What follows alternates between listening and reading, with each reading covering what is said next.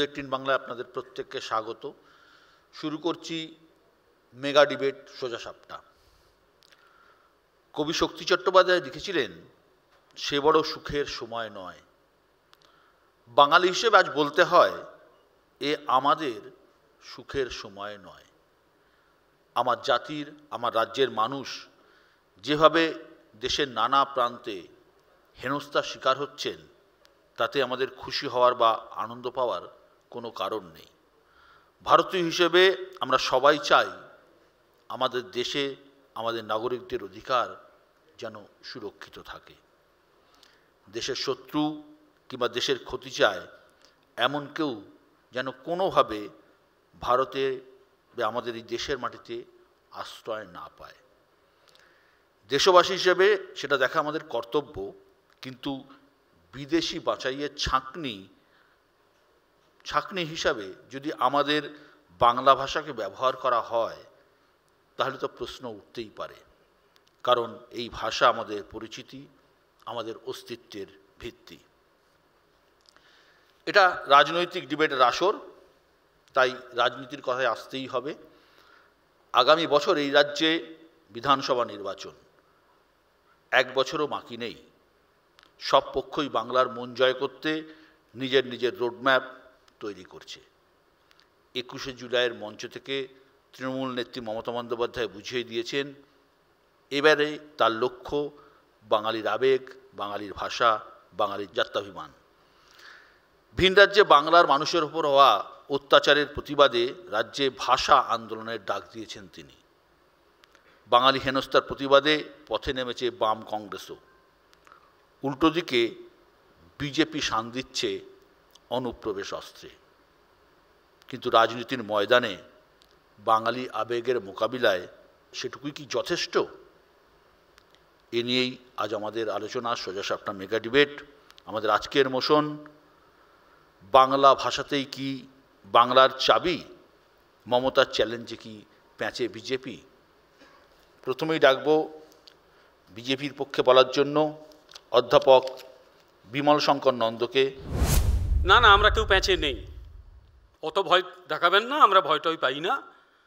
কেউ আমাদের কিছু বাংলা ভাষা নিয়ে ভাষা আন্দোলন শুরু করছেন, ওই প্যাঁচে ফেলাটা অনেকটাই শুভনন্দন ভাষার মতো, অথবা গর্ধশিক্ষিত বাংলা শব্দের মতো। আমরা অদ্ভুত বাংলায় বাস করি, যেখানে অভিনন্দনের বদলে শুভনন্দন বলা নাকি হয়, এবং সেটা কেউ কেউ আবার বলেও ফেলেন। অর্ধশিক্ষিতর বদলে কাউকে অর্ধশিক্ষিত ভাষা কাউকে বলা উচিত নয়, কেউ কেউ বলে, বাংলা ভাষায় তো শব্দটা রয়েছে। নতুন একজন ব্যাকরণবিদ তৈরি করলেন গর্ধশিক্ষিত। এই সেই বাংলা যেখানে বাড়ির নাম হয় নবান্ন, উপান্ন, শিল্পান্ন, আর মনে হয় 2টো বাকি আছে, সেগুলো ব্যাকরণগতভাবে ঠিক, কিন্তু আমাদের কপালে কি ওটাই আছে নাকি? একটা হচ্ছে ভিক্ষান্ন আর একটা হচ্ছে হবিষ্যান্ন। ভিক্ষান্নটা ব্যাকরণগতভাবে ঠিক, কারণ বাঙালির কপালে এরা যা করেছে তাতে ভিক্ষে ছাড়া আর কিছু জুটবে না, ভিক্ষান্ন খেতে হবে। আর বাঙালির তো মৃত্যু প্রায় অবধারিত করে দিয়েছে এরা, তো মৃত্যুর পরে ছেলেমেয়েরা কী করে? হবিষ্য খায়। ফলে লাশ বাড়ি এরা তৈরি করছে হবিষ্যান্ন। ফলে বাঙালিকে প্রায় মৃত্যুর জায়গায় পৌঁছে দিয়ে আপনারা বলছেন বিভিন্ন জায়গায় বাঙালির ওপর অত্যাচার হচ্ছে। কোথায় হয়েছে? যেগুলো হচ্ছে তার একটা বড় অংশ মিথ্যে কথা বলছেন আপনারা। রেসপন্সিবল লোক কেউ জনপ্রতিনিধি ছিল বা আছে, ফেক ভিডিও দেখাচ্ছে যে বাঙালিদের নাকি ধরে ধরে নিয়ে আসা হচ্ছে। আরে বাঁচার জন্য আর কি করবেন? কত নিচে নামবেন? সুতরাং মনে রাখবেন যে প্রত্যেক মানুষ খুব ভালো বোঝে, জনতা জনার্দন বলি আমরা, তাই ওই বাঙালি সুরসুরি দিয়ে কিচ্ছু হবে না। আপনারা হাজার হাজার কোটি টাকা পকেটে পুরলেন সরকার চালানোর নাম করে, আর সুন্দরবনের প্রত্যন্ত অঞ্চলে যে নিট পরীক্ষায় ওপরের দিকে থাকে তাকে একটা মাটির বাড়িতে থাকতে হয় কেন বলুন তো? কেন থাকতে হয়? মাটির বাড়ি এখনো রয়েছে, তাহলে আপনার সরকার 14 বছর ধরে কি করছে? সেই মাটির বাড়ি যখনই হয় আয়লা, যখনই হয় আমফান। আয়লা আগে হয়েছিল, বাম আমলে অন্যায় ছিল, ছেড়ে দিলাম। আমফানের পর কি হয়েছিল অনেকে টেলিভিশন চ্যানেলে দেখেছিলেন। এই দলেরই একজন পঞ্চায়েত মেম্বারকে লোকে দাঁড় করিয়ে 100 বার কান ধরে ওঠবোস করিয়েছিল, কারণ টাকাটা মেরে দিয়েছিল। স্কুল শিক্ষকের চাকরি দিতে গিয়ে 26,000-এর চাকরি চলে গেল। ক হাজার কোটি টাকা মেরেছেন আমি জানি না, আমি অর্থনীতি নিয়ে পড়াশোনা করিনি। এর বাঙালির যেখানে যেখানে দেখানোর জায়গা ছিল, কৃতিত্বের জায়গা ছিল, শিক্ষা, যে শিক্ষার সঙ্গে গত 38 বছর ধরে উচ্চ শিক্ষার সঙ্গে আমি যুক্ত, অধ্যাপনা করি, লজ্জা লাগে নিজেকে ভাবতে এই রাজ্যে শিক্ষার এই পরিস্থিতি দেখে। চাকরি বিক্রি হয় এবং সেই চাকরি হাটে বাজারে কেনা হয় এবং চোরেদের বাঁচাতে মন্ত্রিসভায় প্রস্তাব পাস হয় যে তাদের চাকরিগুলো রাখবো। আপনারা বাঙালিকে বাঁচাবেন। আর একটা কথা বলি, বাঙালির স্বাস্থ্য নিয়ে খুব গর্ব ছিল এক সময়। তার অর্ধেক 12টা সিপিএম বাজিয়ে দিয়ে গিয়েছিল, বাকি যা ছিল শেষ হয়ে গেল। কারণ বাঙালির মেয়ে, আপনার আমার অনেকেরই ছেলে মেয়েরা ডাক্তার হোক আমরা চাই। একটি সরকারি হাসপাতালে রেপড হলো, তাকে খুন করা হলো। একটি লয়ের কলেজে একটি মেয়েকে গ্যাংরেপ করা হলো। সেই মেয়েটি অসুস্থ হয়ে পড়লে তাকে পাপ কিনে দিয়ে খাইয়ে আবার রেপ করা হলো। লজ্জা লাগে না এগুলো বলতে? এরপর বাঙালিয়ানা করবেন। শুনুন, বাঙালিকে রক্ষা করব আমরা। ইয়েস, আমি দলের নাম করে বলছি, আমি দলের প্রতিনিধি, ভারতীয় জনতা পার্টি। আজকে বাঙালিদের এই হাল যারা করেছে তাদের ব্যবস্থা নেব। নতুন বাংলা দেখতে পাবেন, উন্নত বাংলা, যে বাংলায় মানুষ, যে বাঙালিকে মানুষ ভালোবাসে। সব জায়গায় গেলে যে ভালোবাসা আমরা পাই, এই রাজ্যে যে ভালোবাসাটা চলে গেছে মানুষের প্রতি, সেই ভালোবাসা বাঙালি পাবে। কিন্তু তার আগে এদের সরাতে হবে। এদের না সরালে বাংলার সমূহ বিপদ। কারণ এরা বাংলাকে শেষ করে দিয়েছে শুধু অসততা দিয়ে, চুরি দিয়ে, অযোগ্যতা দিয়ে। এদের হাতে বাংলা শুধু আনসেফ নয়, গোটা ভারতবর্ষের ঐক্যের পক্ষে এরা বিপজ্জনক। এরা যা করছে, এরা বলে 40% নাকি আমাদের শেষ হয়ে গেছে। একটা লাইনেই শেষ করছি, 40% আমাদের নাকি বেকারত্ব কমেছে, আর 60 লক্ষ পরিযায়ী শ্রমিক বাইরে। তো তার মধ্যে বোধহয় 20 লক্ষ গুজরাটে আছে, যে গুজরাটকে কথায় কথায় গালি দেন। আচ্ছা, কাল থেকে যদি ওরা বলতে শুরু করে, ভাই বাঙালি তুমি বাড়ি যাও, কি করবে তারা? এসে রিক্সা চালাবে না অটো না টোটো চালাবে? ভারতবর্ষের ঐক্য এবং সংহতির পক্ষে এই দলটা বিপজ্জনক। যত তাড়াতাড়ি এদের সরানো যায় তত মঙ্গল। মানুষের কাছে আমার অনুরোধ, এদের সরান, বাঁচুন, বাঙালিয়ানা বাঁচবে। ধন্যবাদ। ধন্যবাদ বিমলদা। পরের বক্তা তৃণমূল কংগ্রেসের পক্ষে সমীর চক্রবর্তী। আপনাদের আজকের টপিকটা হচ্ছে বাংলা ভাষা, বাঙালি ইত্যাদি ইত্যাদি। তার মধ্যে একটা পেঁচ শব্দটা জড়িয়ে আছে। এখানে সর্বপ্রথমেই আমি একটা কথা বলি যে ভারতবর্ষের অভিভাবক কে? ভারতবর্ষের প্রধানমন্ত্রী নরেন্দ্র মোদী। সেই হিসেবে যে কোনো রাজ্যের মুখ্যমন্ত্রী হচ্ছেন সেই রাজ্যের অভিভাবক। সেই রাজ্যের নাগরিকদের নিরাপত্তা তাদের দায়িত্ব, তার ভাষা, তার সংস্কৃতি, সবটাই দায়িত্ব হচ্ছে মুখ্যমন্ত্রীর। তিনিই তো সবচেয়ে আগে দেখবেন। অতুল প্রসাদ সেন লিখেছিলেন, মোদের গৌরব মোদের আশা, আমরি বাংলা ভাষা। আজ সেই বাংলা ভাষা সন্ত্রাসের মুখে গোটা ভারতবর্ষ জুড়ে। আমি আবার বলছি, সন্ত্রাসের মুখে। আমার পূর্ববর্তী বক্তা কি বলে গেলেন তার সঙ্গে আমি আজকের টপিকের খুব একটা মিল পেলাম না। এটা খুব আশ্চর্য হচ্ছে। তার কারণ, কেন আজকে বাংলা ভাষা বলার অপরাধে চিহ্নিত হয়ে যাবে সে বাংলাদেশি? আমার প্রশ্ন এক।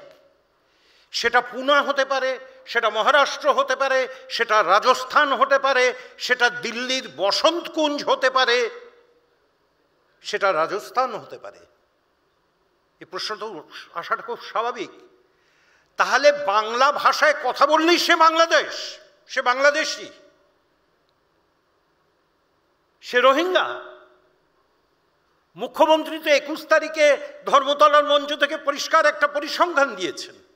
তিনি পরিষ্কার ভাষায় বলেছেন, ইন্টারন্যাশনাল যে হিসেবটা আছে, সারা পৃথিবীতে 11 লক্ষ রোহিঙ্গা আছে। আর পশ্চিমবাংলায় বিজেপি বলছে, ওদের বিরোধী দলনেতা, 17 লক্ষ রোহিঙ্গা নাকি বাংলায় রয়েছে। সারা পৃথিবীতে রয়েছে 11 লক্ষ। রোহিঙ্গা কারা? যারা ব্রহ্মদেশ বা বার্মার যারা মুসলমান। আমি যদি এখন প্রশ্ন করি এই মঞ্চ থেকে, আচ্ছা তামিল ভাষায় তো অনেকে কথা বলছেন, এবং তামিলনাড়ুর লোকেরা তো বলেন, শ্রীলঙ্কার জাফনা, আমি আবার বলছি জাফনা, তারাও তো তামিল ভাষী। তাহলে কি তারা ভারতবর্ষের নাগরিক নন, তামিলনাড়ুর অধিবাসীরা? আমি যদি এ প্রশ্ন তুলি, আমি যদি তৃণমূল কংগ্রেসের পক্ষ থেকে এই প্রশ্ন তুলি যে গোর্খারা তো নেপালি ভাষায় কথা বলে, তাহলে তারা কি নেপালের নাগরিক, ভারতবর্ষের নাগরিক নয়? সুতরাং মমতা বন্দ্যোপাধ্যায় ঠিক কাজটাই করছেন বাংলার মুখ্যমন্ত্রী হিসেবে। বাংলা ভাষা, বাংলার অস্মিতা, বাংলা সংস্কৃতিকে তিনি রক্ষা করছেন। আর ডবল ইঞ্জিনের সরকার যেখানে যেখানে, রাজ্যগুলো লক্ষ্য করুন, আসাম ডবল ইঞ্জিনের সরকার, সেখানে বাংলা বিরোধী। আপনি চলে যান রাজস্থান, ডবল ইঞ্জিনের সরকার, বাংলা বিরোধী। আপনি চলে যান দিল্লি, বসন্ত কুঞ্জ, 1200 বাঙালির ইলেকট্রিসিটি কেটে দিয়ে জল বন্ধ করে একটা অমানবিক পরিস্থিতি, সেটা সবাই দেখতে পেয়েছেন। আমার পূর্ববর্তী বক্তা কেন দেখতে পাননি আমি জানি না। উনি আবার মহারাষ্ট্রে চলে যান, পুনাতে চলে যান, একই ঘটনা।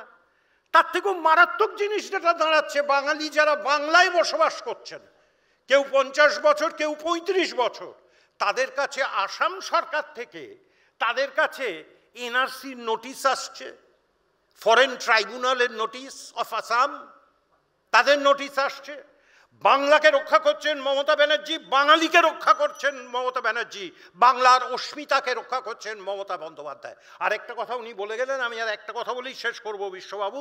উনি একটা ভিক্ষান্ন না কি বললেন না, নবান্নের সঙ্গে যুক্ত করে, ভিক্ষান্নর মালিক হচ্ছেন নরেন্দ্র মোদী, যিনি তৈরি করেছেন। একটা ছোট্ট পরিসংখ্যান দিয়ে আমার বক্তব্য শেষ করব। একদিকে তিনি বলছেন 4th ইকোনমিক লার্জেস্ট ইকোনমি হচ্ছে ইন্ডিয়া, 4র্থ বৃহৎ অর্থনীতি হচ্ছে ভারতবর্ষ। বলছেন না? বলছেন না? ভারতবর্ষে জনসংখ্যা কত? 140 কোটি। আবার তার পরমুহূর্তেই প্রধানমন্ত্রী বলছেন 81 কোটি, 81 crores, 81 কোটি মানুষকে বিনা পয়সায় রেশন দিতে হয়, তবে তাদের ভাগ্যে খাদ্য জোটে। তাহলে যে দেশে 65% বেশি মানুষ যেখানে অনাহারে থাকছেন, সেখানে বিমলবাবুদের মুখে এই কথাগুলো মানায় না। ওটা আগে নরেন্দ্র মোদীকে বলুন। 11 বছর ধরে ভারতবর্ষের প্রধানমন্ত্রী, বেকার সর্বোচ্চ ভারতবর্ষে স্বাধীনতার পর থেকে। এত বেকারত্বের জ্বালায় ভারতবর্ষ ডোবেনি, কে দায়ী? কার ফরেন পলিসি দায়ী? ভারতবর্ষে আজকে পৃথিবীর বুকে লাঞ্ছিত। আমরা কোন পক্ষে আমরা কেউ জানি না। সিজফায়ারটা কে করিয়েছিল? Donald Trump. 25 বার তার বলা হয়ে গেছে, কই 56 ইঞ্চি ছাতি তো বলতে পারেননি এখনো পর্যন্ত যে না ট্রাম্প মিথ্যে কথা বলছেন। সুতরাং ভারতবর্ষের মানুষ, বাংলার মানুষকে এই প্রশ্নের উত্তরগুলো দিন। সমীর চক্রবর্তী বললেন বাংলা ভাষার রক্ষক তাঁরাই তৃণমূল কংগ্রেস এবং মুখ্যমন্ত্রী মমতা বন্দ্যোপাধ্যায়। পরের বক্তা সিপিআইএম এর পক্ষে পার্থপ্রতিম বিশ্বাস। সন্দেহ নেই যে বাঙালি সন্ত্রস্ত। এদেশের মধ্যে বিদেশি ভাষা, বিদেশিদের যদি আইডেন্টিফাই করা ছাঁকনি হিসেবে বাংলা ভাষা ব্যবহৃত হয়, সেটা বাঙালির জন্য খুব সুখের দিন নয়। এ নিয়েও অন্তত আমার কোনো সন্দেহ নেই। কিন্তু আসলে শেষমেশ এই বাঙালিয়াত্ব, বাঙালিয়ানা রাজনীতির ঘোলা জলে পড়লে যেমন হয়, অ্যাকচুয়ালি শেষমেশ সেটাও ভোট রাজনীতির দিকেই যায়। আমাদের রাজ্যেও যাচ্ছে, it is no exception to that. কিন্তু একই সাথে খেয়াল রাখতে হবে যে একই অস্ত্র বারবার যদি ব্যবহৃত হয় তাহলে সেই অস্ত্রের ধার কমে যায়। গত বিধানসভা নির্বাচনেও আমাদের এ রাজ্যে শাসক দল তৃণমূল কংগ্রেসের প্রথম এবং প্রধান স্লোগান ছিল বাংলা তার নিজের মেয়েকে চায়। বাংলা তার নিজের মেয়েকে পেয়েছেন। ফলে সেই পাওয়ার 5 বছর অতিক্রান্ত হওয়ার পর আজ বাংলা কি চাইছে সেটা হচ্ছে যে বাংলাকে এবং বাঙালিকে বুঝতে হবে। এবং একইভাবে যে গত বিধানসভার আগে আমাদের এ রাজ্যে দিল্লি থেকে উড়ে এসে যারা বলতেন সেই বিখ্যাত শব্দ ঘুষপেটিয়া, অনুপ্রবেশকারী, সেটাও আবার ঘুরে ফিরে হচ্ছে যে এখন আমাদের নির্বাচনে ইস্যু হতে চলেছে। এবং এটাই হচ্ছে বিপজ্জনক যে এটা ঠিক যে আমাদের দেশ, সে দেশে বাইরের মানুষ কেনই বা থাকবে। কিন্তু যদি এমনটা হয় যে বাংলাভাষী মানুষ মানেই বাংলাদেশি, আর বাংলাদেশি তারা হচ্ছে যে মুসলমান, তাহলে এটা আরেকটা ইকুয়েশনের মধ্যে পড়ে। অর্থাৎ বাংলাভাষী মানেই হচ্ছে যে বাংলাদেশি, বাংলাদেশি মানে উপর থেকে আসছে মুসলমান, তারা এদেশের অর্থনীতি, এদেশের সমাজকে বিষিয়ে দিচ্ছে। অতএব এদেশের হিন্দুরা এক জায়গায় আসুক। এটাও হচ্ছে এই বিভাজনী পোলারাইজেশনের খুব চেনা ছকের একটা রাজনীতি চলছে। আপনারা ভেবে দেখবেন যে আপনি গত কয়েক বছরে যতক্ষণ না দিল্লিতে ক্ষমতার পরিবর্তন হয়েছে এই বিজেপি আসার আগে, কত কত কত হচ্ছে পরিযায়ী। কারণ দিল্লি এমন একটা স্টেট যেখানে ভারতবর্ষ থেকে, গোটা ভারতবর্ষ থেকে পরিযায়ীরা যান। কতজনকে ছাঁকনির মধ্যে পড়তে হয়েছে এবং বিনা কারণে। এমনকি এমন হচ্ছে যে রাজ্যগুলো ডবল ইঞ্জিনের যেখানে তারা আছেন, পুলিশ প্রশাসনকে ব্যবহার করছেন এবং ধরছেন তার আইডেন্টিটির জায়গাতে, এবং সে যদি আইডেন্টিটি দেখাতেও পারে তাহলে তাকে বলছেন তুই চোর না হলে তোর বাবা চোর, এই অ্যাঙ্গেলে হচ্ছে তার জেরাটা চলছে। ফলে তাকে বিদেশি বানিয়ে ছাড়বেই, পুশব্যাক করছে, দেশের সীমান্তের বাইরে বের করে দিচ্ছে, আবার তাদেরকে ফিরিয়ে নিতে হচ্ছে কারণ ভুল করছে কোথাও পুলিশ প্রশাসন। এখন এই পুলিশ প্রশাসনের ভুল, এটা হচ্ছে অনিচ্ছাকৃত ভুল না, ইচ্ছাকৃত ভুল দাগিয়ে দেওয়ার যে রাজনীতি ভারতবর্ষ জুড়ে যেটা চালু হয়েছে সেটা আমাদের রাজ্যেও হচ্ছে যে তার ছাপ ফেলবে। একইভাবে আপনি দাগিয়ে দেওয়ার রাজনীতি হচ্ছে যে যেমন পুলিশ প্রশাসন ব্যবহার করছে, একইভাবে ইলেকশন কমিশন বিহারে যা করছে। বিহারে তারা হচ্ছে যে ভোটার, আসল ভোটার বাছার জন্যে এমন একটা পদ্ধতি বের করলেন যে ভোটার কার্ড যা দিয়ে ভোট দিলে মানুষ সরকার গড়ল, সেই সরকার সিদ্ধান্ত নিল, সেই ভোটার কার্ডটাই বলছে যে হচ্ছে যে প্রাইমারি আইডেন্টিফিকেশনের জায়গা নয়, আধার নয়। অথচ সেই আধার নিয়ে আপনি যদি যান রেভিনিউ অফিসারের কাছে, ডিস্ট্রিক্ট অফিসার সে সার্টিফাই করে দিচ্ছেন ও নাগরিক। ভাবুন তো কি বিচিত্র আইন। আমরা এই জায়গায় আছি এবং ইলেকশন কমিশনের মতো একটা প্রতিষ্ঠানকেও আসলে পোলারাইজেশন পলিটিক্সের পার্টি হিসেবে ব্যবহার করা হচ্ছে এবং ভারতবর্ষের বিপদটার মধ্যে আছে এবং নান আদার দেন বিজেপি। এবার আমি যে জায়গাটা আমি আসতে চাইছি যেটুকু, যে বাঙালির হেনস্থা কি শুধু রাজ্যের বাইরে হচ্ছে? বাঙালির হেনস্থা এই রাজ্যের মধ্যে হচ্ছে না? আমি বলছি যে আমাদের স্বাধীনতার পর সবচেয়ে বড় হেনস্থার ঘটনা পৃথিবীর মানুষকে নাড়া দিয়েছিল যে অভয়ার মৃত্যু। আমাদের আরজিকর হাসপাতাল, তারপরে যে আন্দোলন মানুষ দেখেছে, 1 বছর হতে চলল, সেখানে আজ পর্যন্ত সেই অপরাধী প্রাতিষ্ঠানিক অপরাধে ধরা পড়েনি। কলকাতা পুলিশও যা বলেছে, সিবিআইও তাই বলেছে। বিমলদা বলছেন বিচার দেবেন, কোথায় বিচার? এই সিবিআই হয়তো বিচার নিশ্চিন্ত না। একইভাবে যদি বলেন যে 26,000 ছেলেমেয়ের চাকরি গেছে, 22 লক্ষ ছেলেমেয়ে এই হেনস্থার সার্কিটে রয়েছে, বাঙালির হেনস্থা নয়? আজকে 40 লক্ষ ছেলেমেয়ে রাজ্য ছেড়ে বেরিয়ে চাকরি করছে ভিন রাজ্যে, রাজ্যে শিল্প নেই, হেনস্থার মধ্যে পড়ছে তো আর একটা জায়গায়। ফলে এখানে দাঁড়িয়ে আমি বুঝতে হচ্ছে এই হেনস্থার মূল কারণ হচ্ছে সরকারি নীতি। আবারও হেনস্থার মধ্যে পড়তে চলেছে এবার জয়েন্ট এন্ট্রান্স দেওয়া ইঞ্জিনিয়ারিং পড়তে যাওয়া ছেলেমেয়েরা। আমি আবারও বলছি যে সরকারি নীতিপঙ্গুত্বের ফল হিসেবে এগুলো ভুগছে।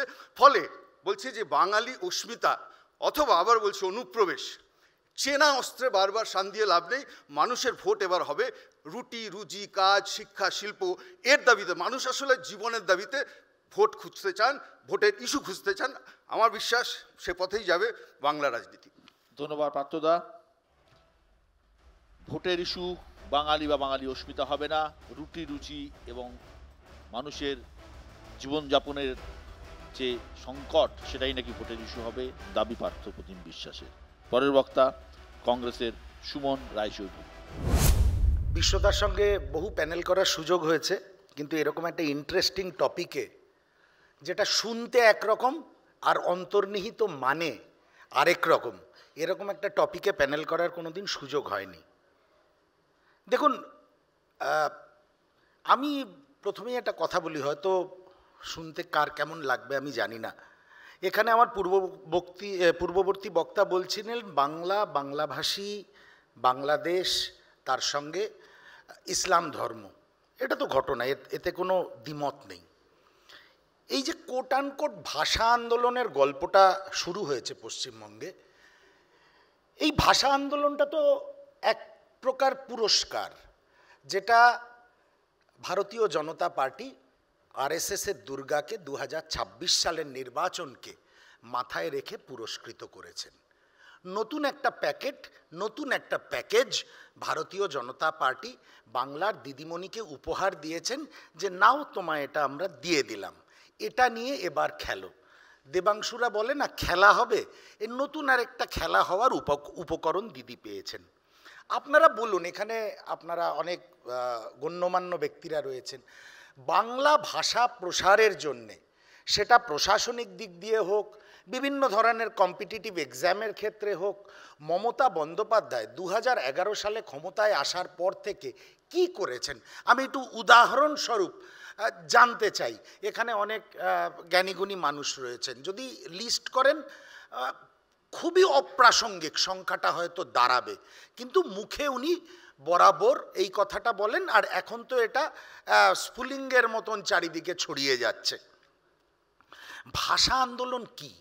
ভাষা আন্দোলন হচ্ছে কোনো রাষ্ট্রে বা কোনো রাজ্যে যদি নিজের ভাষাকে অবদমিত করা হয় সেটাকে ভাষা আন্দোলন বলে।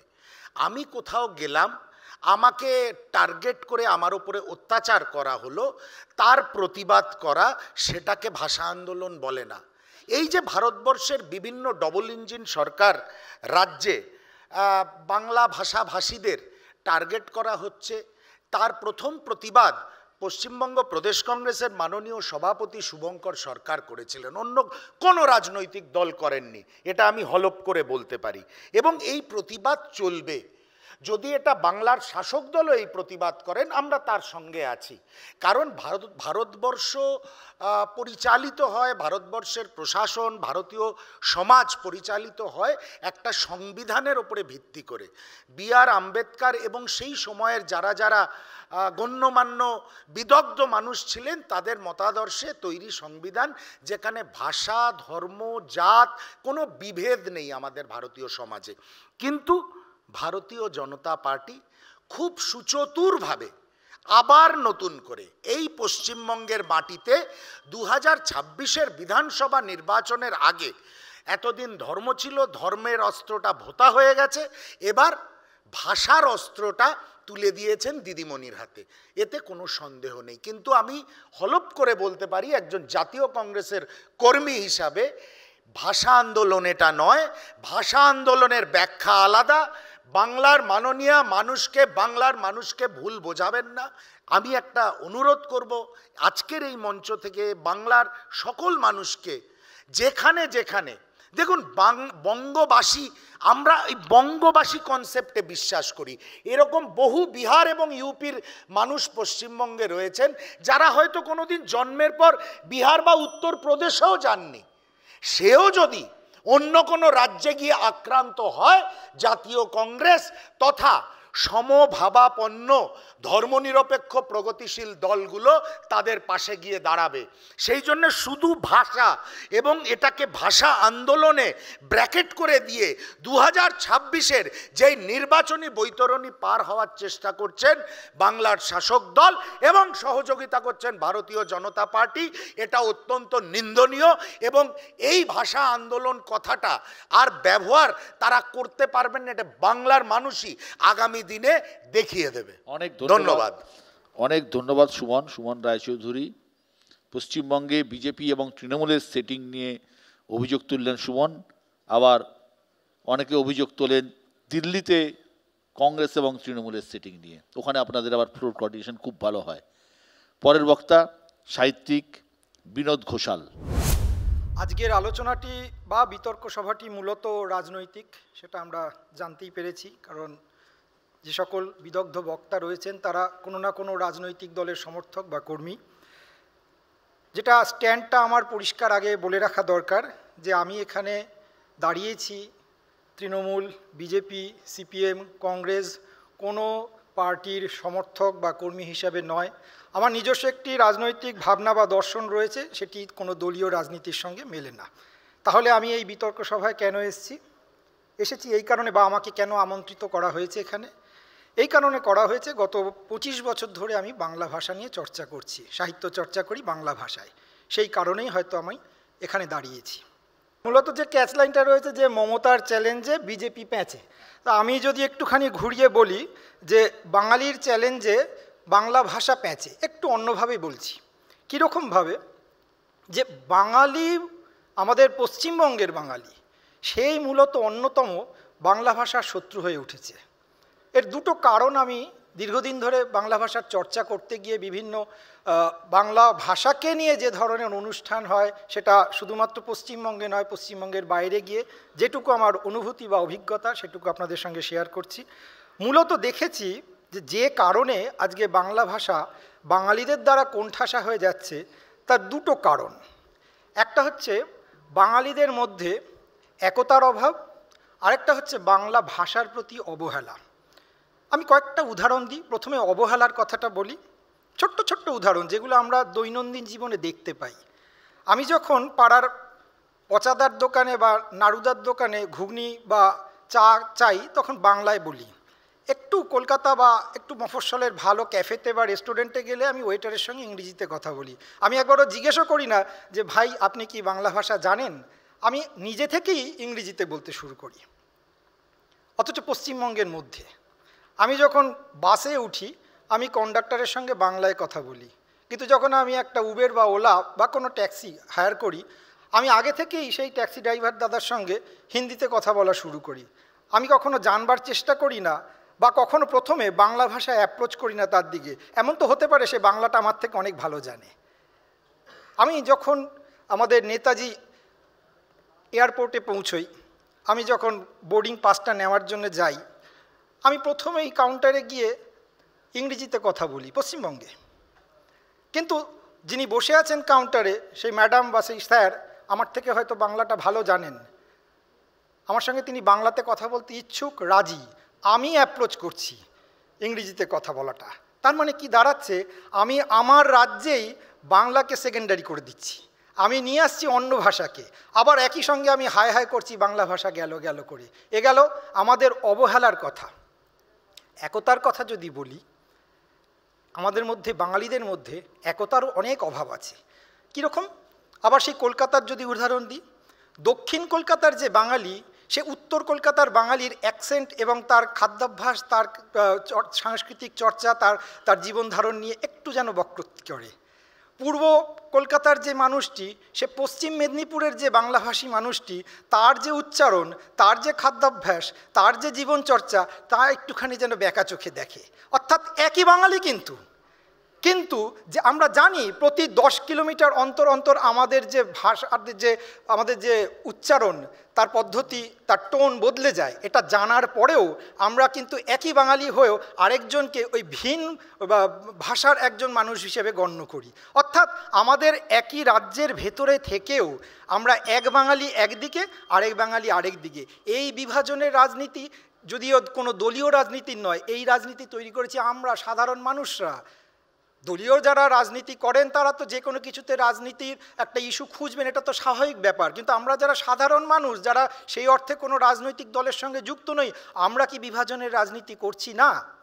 অবশ্যই করছি। সুতরাং এই বিভাজন আমাদের ভেতরে, আমাদের সংস্কৃতিতে যতদিন ধরে আমরা লালন করতে থাকব, ততদিন কিন্তু বাইরের শত্রুর কোনো প্রয়োজন হবে না। আমরা আমাদের নিজেদের শত্রু হয়ে আমাদের বাংলা ভাষার সবথেকে বড় ক্ষতি করে চলব। এইটা যতদিন বুঝবো, আশা করছি খুব দ্রুতই বুঝবো, যদি খুব দেরি না হয়ে যায় তাহলে কিন্তু বাংলা ভাষা বেঁচে যাবে, না হলে আমাদের হাতেই ওই মির্জাফরের মতোই বাংলা কিন্তু শেষ হয়ে যাবে। অনেক অনেক ধন্যবাদ সাহিত্যিক বিনোদ ঘোষালকে তার সুচিন্তিত বক্তব্য পেশ করার জন্য, এবং তিনি বুঝিয়ে দিলেন যে বাংলা ভাষাকে কেন্দ্র করে যে সামাজিক আন্দোলন গড়ে তুলতে হবে, রাজনৈতিক নয়, তবেই বাঙালি বাঁচবে। আর একটা কথা না বললেই নয়, তিনি হয়তো প্রকারান্তরে এটাও খোঁচা দিলেন যে আসলে বাঙালিকে বলা হয় যে কাঁকড়ার জাতি, যে কেউ উঠলে আর একজন পা টেনে ধরে। তো সেটাও হয়তো তার অন্তর্নিহিত অর্থ তার ভাষণের মধ্যে রয়েছে। পরের বক্তা অধ্যাপক শিবাজি প্রতিম বসু। একটু আগে বিনোদ আমার বন্ধুর মতোই এবং ভাইয়ের মতো, বিনোদ যা বলে গেল তার রেশ এখনও কিছুটা রয়ে গেছে, এবং সেই রেশটা হচ্ছে বাংলা ভাষা। আমি বাংলা ভাষার ওপরে আগে 2-1 কথা বলে তারপরে পরের পার্টটায় আসি, একটু সামান্যই ছুঁয়ে যাব। সেটা হলো যে আজকে একটা কথা উঠেছে যে ত্রিভাষা, 3টে ভাষা শিখতে হবে আমাদের, যেগুলি মেইনল্যান্ডের মানে অর্থাৎ হার্ট অফ ইন্ডিয়া যেটাকে বলে, অর্থাৎ কেন্দ্রীয় অঞ্চল যে সমস্তগুলি হিন্দি ভাষাভাষী, তার বাইরের লোকেদের ত্রিভাষায় যেতে হবে। একসময় বিশ্ব কিন্তু ত্রিভাষা ছিল।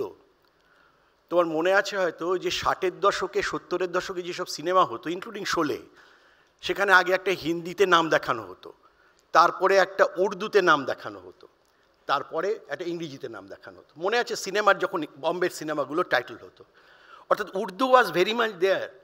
অর্থাৎ হিন্দি, আজকে যে হিন্দি যেটাকে বলা হচ্ছে যে হিন্দি একমাত্র রাষ্ট্রভাষা, একমাত্র ভাষা যেটাই ভারতীয়দের ভাষা, এই ভাষার পরিধি কতটুকু, এই জায়গাটা আমাদের মাথায় রাখতে হবে। এবং যে কথা বিনোদ বলছে যে যার ফলে আমরা হিন্দি বলতে করি, হিন্দি হিন্দি না বুঝলেও বা সে হয়তো বোঝেই না হিন্দি, তাকেও হিন্দিতে বলছি, কেবল সে ট্যাক্সি চালাচ্ছে বলে, অর্থাৎ একটা ইকুয়েশন, কোথাও একটা স্টিরিওটাইপ হচ্ছে।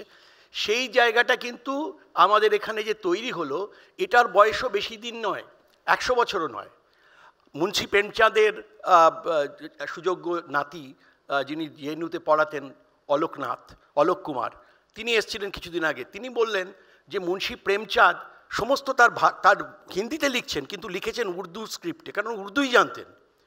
হিন্দিটা অনেক পরে এসছে। পাঞ্জাবে বহুদিন আগে, দেশের স্বাধীনতার আগে তারা উর্দুতে লিখতেন, তো উর্দু আজকে নেই।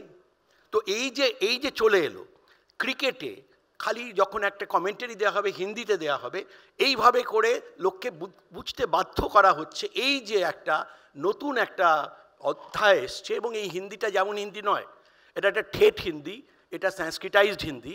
এই হিন্দিতে অন্যান্য উর্দু শব্দকে সচেতনভাবে বাদ দেওয়ার একটা জায়গা তৈরি হচ্ছে। এইখানটায় কিন্তু একটা রাজনীতির ব্যাপারও চলে আসছে। তার কারণ ধরে নেওয়া হচ্ছে উর্দু যেহেতু স্ক্রিপ্টই আরবিক, সেই ভাষাটি আসলে বিদেশের ভাষা, সুতরাং আমাদের ওইটাকে বাদ দিতে হবে। এখন আমি আসি যে আমরা তো সব জায়গায় বলছি, ঠিকই তো, বিনোদ তো ঠিকই বললেন, আমরা এরকম দেখছি যে এরকম রিয়েলিটি শো হচ্ছে, সেখানে বলছেন জাজেসদের আমরা রিকোয়েস্ট করছি, এদিকে বলছে জাজেস মানে প্লুরাল, অর্থাৎ সেটা একটা বহু বচন, তারপরে একটা দের লাগাচ্ছে, জাজেসদের অনুরোধ করছি, সবাই বলছে এই হচ্ছে বাংলা। এখানে বাংলা হচ্ছে যে আমরা ওই যে বলে আমাদের বাংলাটা ঠিক আসে না, সেটা বলতে গর্ব অনুভব করি, আবার হায় হায় করি। এই দ্বিচারিতা বাঙালিদের মধ্যে আছে ঠিকই, কিন্তু এই বাংলা কিন্তু এখনও অনেকখানি ধরে রেখেছে কলকাতা শহর নয় বিনোদ, এটা একটু জেলাগুলো ধরে রেখেছে। আজকে মাধ্যমিক পড়ছে কারা? দুদিন পরে একটা বিখ্যাত যেটা জনপ্রিয় আমাদের সাহিত্যিক পত্রিকা ছিল, আমি বাণিজ্যিক পত্রিকা বলে নাম করছি না, সেই তার পত্রিকার গ্রাহক কমে যাচ্ছে, কমে যেতে যেতে একদিন শেষ হয়ে যাবে হয়তো, তার কারণ আমাদের পরের জেনারেশন, আমাদের বাঙালিরা আর কেউ বাংলা পড়ছে না। এবারে আসি এই যে মমতা বন্দ্যোপাধ্যায় যেটাকে ধরেন, দেখুন আপনারা প্রত্যেকে জানেন যে রাজনীতিতে না টাইমিং এবং সেন্স এইটা সাংঘাতিক। গান্ধীজির যেটা ছিল সাংঘাতিক, অনেকেরই ছিল, লালকৃষ্ণ আদবানি যেই সময় হ্রদ বের করেছেন, সেই সেন্স অফ টাইমিং লাগে। গান্ধীজি যেই সময় ডান্ডি বের করেছিলেন, তেমনি মমতা বন্দ্যোপাধ্যায় কেন একজন বড় নেত্রী, কারণ মমতা বন্দ্যোপাধ্যায়ের এই সেন্স অফ বুঝতে পারেন উনি, চট করে এটা এত কিছু পরে চট করে বোঝেন এটা হচ্ছে ইস্যু। বাঙালিদের ওপর অত্যাচার যদি হচ্ছে, ইনফ্যাক্ট সত্যি একটু আগে বিমল যেটা বলেছেন, বা তারপরে হয়তো আমাদের যিনি আছেন আরেকজন আমার ভাই ওইদিকে বিজেপি, তিনিও বলবেন হয়তো যে তারা তো আসলে বাংলাদেশের মুসলিম, কিন্তু আমি যদি বাঙালি কথাটা বলি, বাঙালির অস্মিতা বলি বিশ্ব, তাহলে কিন্তু যারা বাঙালি আছে, যারা আমাদের মতো বাঙালি, তারাও তার মধ্যে ইনক্লুডেড হচ্ছে, অর্থাৎ ওই বড় আমব্রেলার মধ্যে তারা আসবে, অর্থাৎ হিন্দু বাঙালি আসবে, বাঙালি কথাটা যদি বলি। আর যারা অত্যাচারিত হচ্ছে সত্যিই তো তারা বেশিরভাগই হচ্ছে গরিব মানুষ, পরিযায়ী শ্রমিক, তারা মুসলমানের পরিচয়, তো তারা ওই দিকে আসছে, এবং গ্রেটার অর্থে সাংস্কৃতিক অর্থে বাঙালিরা আসছে। সুতরাং এই যে এই প্যাঁচের কথা যেটা আমরা বললাম, এখানে দেখলাম, সেই প্যাঁচে কিন্তু পড়েছে। এই প্যাঁচে সেটা সত্যি কোনো সেটিংয়ের জন্য হয়েছে কি হয়েছে সেটা বলতে পারবো না, সেটা আরও ভালো করে অনেকেই বলতে পারবেন, কিন্তু এই যে হঠাৎ করে চারিদিকে গেল বাঙালি তারাও, বাংলায় তো সব সময় সমস্ত রকম প্রদেশের লোকেরা বাংলায় আসেন, থাকেন, এখনও শান্তিতে থাকেন, ভাষাগতভাবে কোনো রকম বড় রকম এখানে দাঙ্গা হয় না। এইটা মানুষকে কিন্তু টাচ করছে। এটা যদি বিজেপি না বুঝতে পারে, প্যাচে পড়ে গিয়েও যদি বিজেপি না বুঝতে পারে, তাহলে বিজেপি কোনো না কোনো সময় পস্তাবে। এটুকুই খালি এখনকার মতো বলেন। অনেক ধন্যবাদ। অনেক ধন্যবাদ শিবাজিদা। রাজনীতি মানেই তো প্যাঁচ ছাড়া তো আর রাজনীতি হয় না। বাংলা ভাষার একটা উপলক্ষ, অবশ্যই উপলক্ষ মাত্র। আমরা যদি ইতিহাস দেখি তাহলে দেখব তামিলনাড়ুতেও কিন্তু তামিল ভাষা এবং তামিল আন্দোলনের প্রেক্ষিতে কিন্তু রাজনৈতিক বদল হয়েছিল। মহারাষ্ট্রেরও হাতে গরম উদাহরণ আমাদের কাছে আছে, বালাসাহেব ঠাকরের শিবসেনার উত্থান, এবং এই দেবেন্দ্র ফডনবিস যে হিন্দি চালু করতে চেয়েছিলেন, সেটাও যে প্রবল বিক্ষোভের মুখে তিনি উইথড্র করতে বাধ্য হলেন, সেটাও একটা বড় বিষয়। যাই হোক, পরের বক্তা বিজেপির পক্ষে দেবজিৎ সরকার। আজকের এই সভায় বা বিতর্ক সভায় দুটো তিনটে প্রশ্ন রাখতে চাই। যারা আমার আগে বললেন রাজনৈতিক ক্ষেত্রে, যারা অন্য ক্ষেত্র থেকে বলেছেন তাদের কিছু বলার নেই। 61-র 19শে মের শিলচরের বরাক ভ্যালিতে যে বাংলা ভাষার যে আন্দোলন, সেই আন্দোলনের পরে আমি এই সরকারের আমলে, অর্থাৎ তৃণমূল সরকারের আমলে 20শে সেপ্টেম্বর 2018-তে দাড়িভিটে, উত্তর দিনাজপুরের, উর্দুকে সরিয়ে, উর্দু শিক্ষককে না রেখে অন্যান্য মেজর সাবজেক্টের শিক্ষক চেয়ে, বাংলাভাষী শিক্ষক চেয়ে যে আন্দোলন সেখানকার ছাত্ররা করেছিলেন, ছাত্রীরা করেছিলেন, তাদের উপরে যে অত্যাচার হয়, গুলি চলে, রাজেশ তাপস দুজন মারা যান, সেই ক্ষেত্রে এই তৃণমূল সরকার এবং মমতা বন্দ্যোপাধ্যায়ের কি অবস্থান ছিল বা এখনও আছে? তৃণমূলের যারা নেতা কর্মী তারা বিষয়টা আমার পরে বক্তব্য রাখার সুযোগ পেলে নিশ্চয়ই পরিষ্কার করবেন।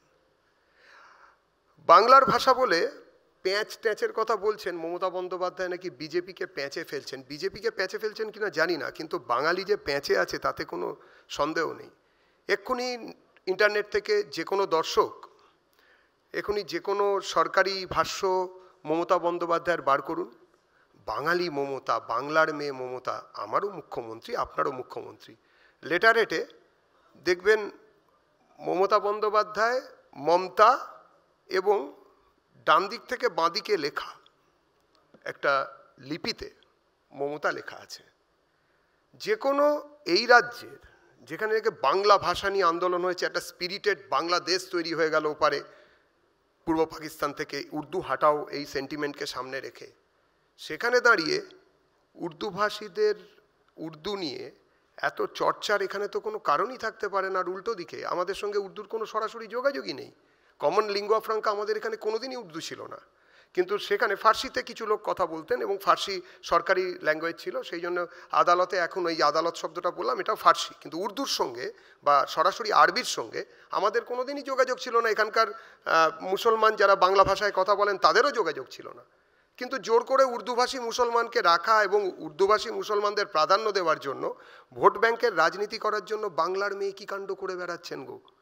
আমি প্রশ্ন করছি, উত্তর নিশ্চয়ই দেবেন, ওনারা ওনাদের অবস্থান পরিষ্কার করবেন। 2017 সাল পশ্চিমবঙ্গের সরকারের স্কুল পাঠ্য পুস্তক রামধনু সরিয়ে রংধনু, এখানে যারা বসে আছেন, যে সময়ের লোকেরা যারা বসে আছেন, আমার থেকে বয়সে বড়, আমার থেকে বয়সে ছোট, পরে এসে ভাষণ দেবেন, তিনিও বলবেন তার ছোটবেলায় তিনি কোথাও রংধনু পড়েছিলেন নাকি রামধনুর জায়গায়। কাদের খুশি করতে মমতা বন্দ্যোপাধ্যায় এসব কাজ করছেন? কোন বাঙালিকে গো? কে বাঙালি? চতুর্থত, তৃণমূল কংগ্রেসের শাসনকাল 2025 সালে, এই জুলাই মাস, এখানে বিদ্যাসাগর বিশ্ববিদ্যালয়ের প্রশ্নপত্রে বাঙালি স্বাধীনতা সংগ্রামীদের সন্ত্রাসবাদী বলা হয়েছে। তৃণমূল কংগ্রেসের নেতা, নেত্রী, সদস্য, সমর্থক তারা নিজেদের অবস্থান ঠিক করবেন। তারপরেও এই যে দুর্গাপুজো, সত্যি কথা এটা একটা অবসেশন, বাঙালির অবসেশন। আরে দুর্গাপুজো করবো বলেই তো ওপার থেকে এপারে পালিয়ে এসেছিলাম। যারা মেরেছিল তারা বাংলা ভাষায় কথা বলতো, যারা আক্রমণ করেছিল তারা বাংলা ভাষায় কথা বলতো, যারা ধর্ষণ করেছিল আমার মা বোনকে তারা বাংলা ভাষায় কথা বলতো, তবুও পাড়ায় আমরা থাকতে পারিনি, ওপার থেকে এপারে পালিয়ে এসেছিলাম। দুর্গাপুজো করবো, কালী পুজো করবো, সরস্বতী পুজো করবো, তার জন্যই তো এসেছিলাম। সত্যি তো, ওই আমাদের বাঙালি, প্রথম বাঙালি মহিলা মুখ্যমন্ত্রী আমরা পেয়েছি। তাঁর আমলে দুর্গা ঠাকুর শুধু প্যান্ডেলে নয়, লোকে হেঁটে প্যান্ডেলে যেত, তিনি প্যান্ডেলে থাকেন, দুর্গা ঠাকুররা হেঁটে বেড়ান তার সামনে দিয়ে। কোনো কিছু বলার নেই, এটা একটা পদ্ধতি, হতেই পারে, কত লোক কতভাবে মাকে ডাকেন। কিন্তু বাংলার মুখ্যমন্ত্রী, মাননীয় মুখ্যমন্ত্রী এবং তার যারা সদস্য সমর্থক, তাদেরকে এটা প্রমাণ করতে হবে অবস্থান কি। যারা দুর্গা ঠাকুর পুজো করে তারাও বাঙালি, যারা দুর্গা ঠাকুর ভাঙাকে তাদের পবিত্র কর্তব্য বলে মনে করে তারাও বাঙালি। শহীদ মুস্তফা আলীর যত লেখা, সেই লেখাতে কোথাও কোনো জায়গায় আরবি বা ফার্সি ভাষার অকারণ প্রয়োগ হয়নি। আর এখন এখানে দাঁড়িয়ে রংধনু শিখবে বাঙালি? যে বাংলা ভাষায় আমাদের এখানে নজরুল কবিতা লিখেছেন, প্রয়োজনে ব্যবহার হোক বাংলা ভাষার। খুন শব্দটি যদি রক্ত অর্থে ব্যবহৃত হয় তাহলে রবীন্দ্রনাথের আপত্তি ছিল, হত্যা অর্থে কিন্তু আপত্তি ছিল না, সেই নিয়ে তিনি লিখেছেন। আমার বিদগ্ধ বক্তারা যারা আছেন তারা এটা নিয়ে জানেন, তারা বলবেন।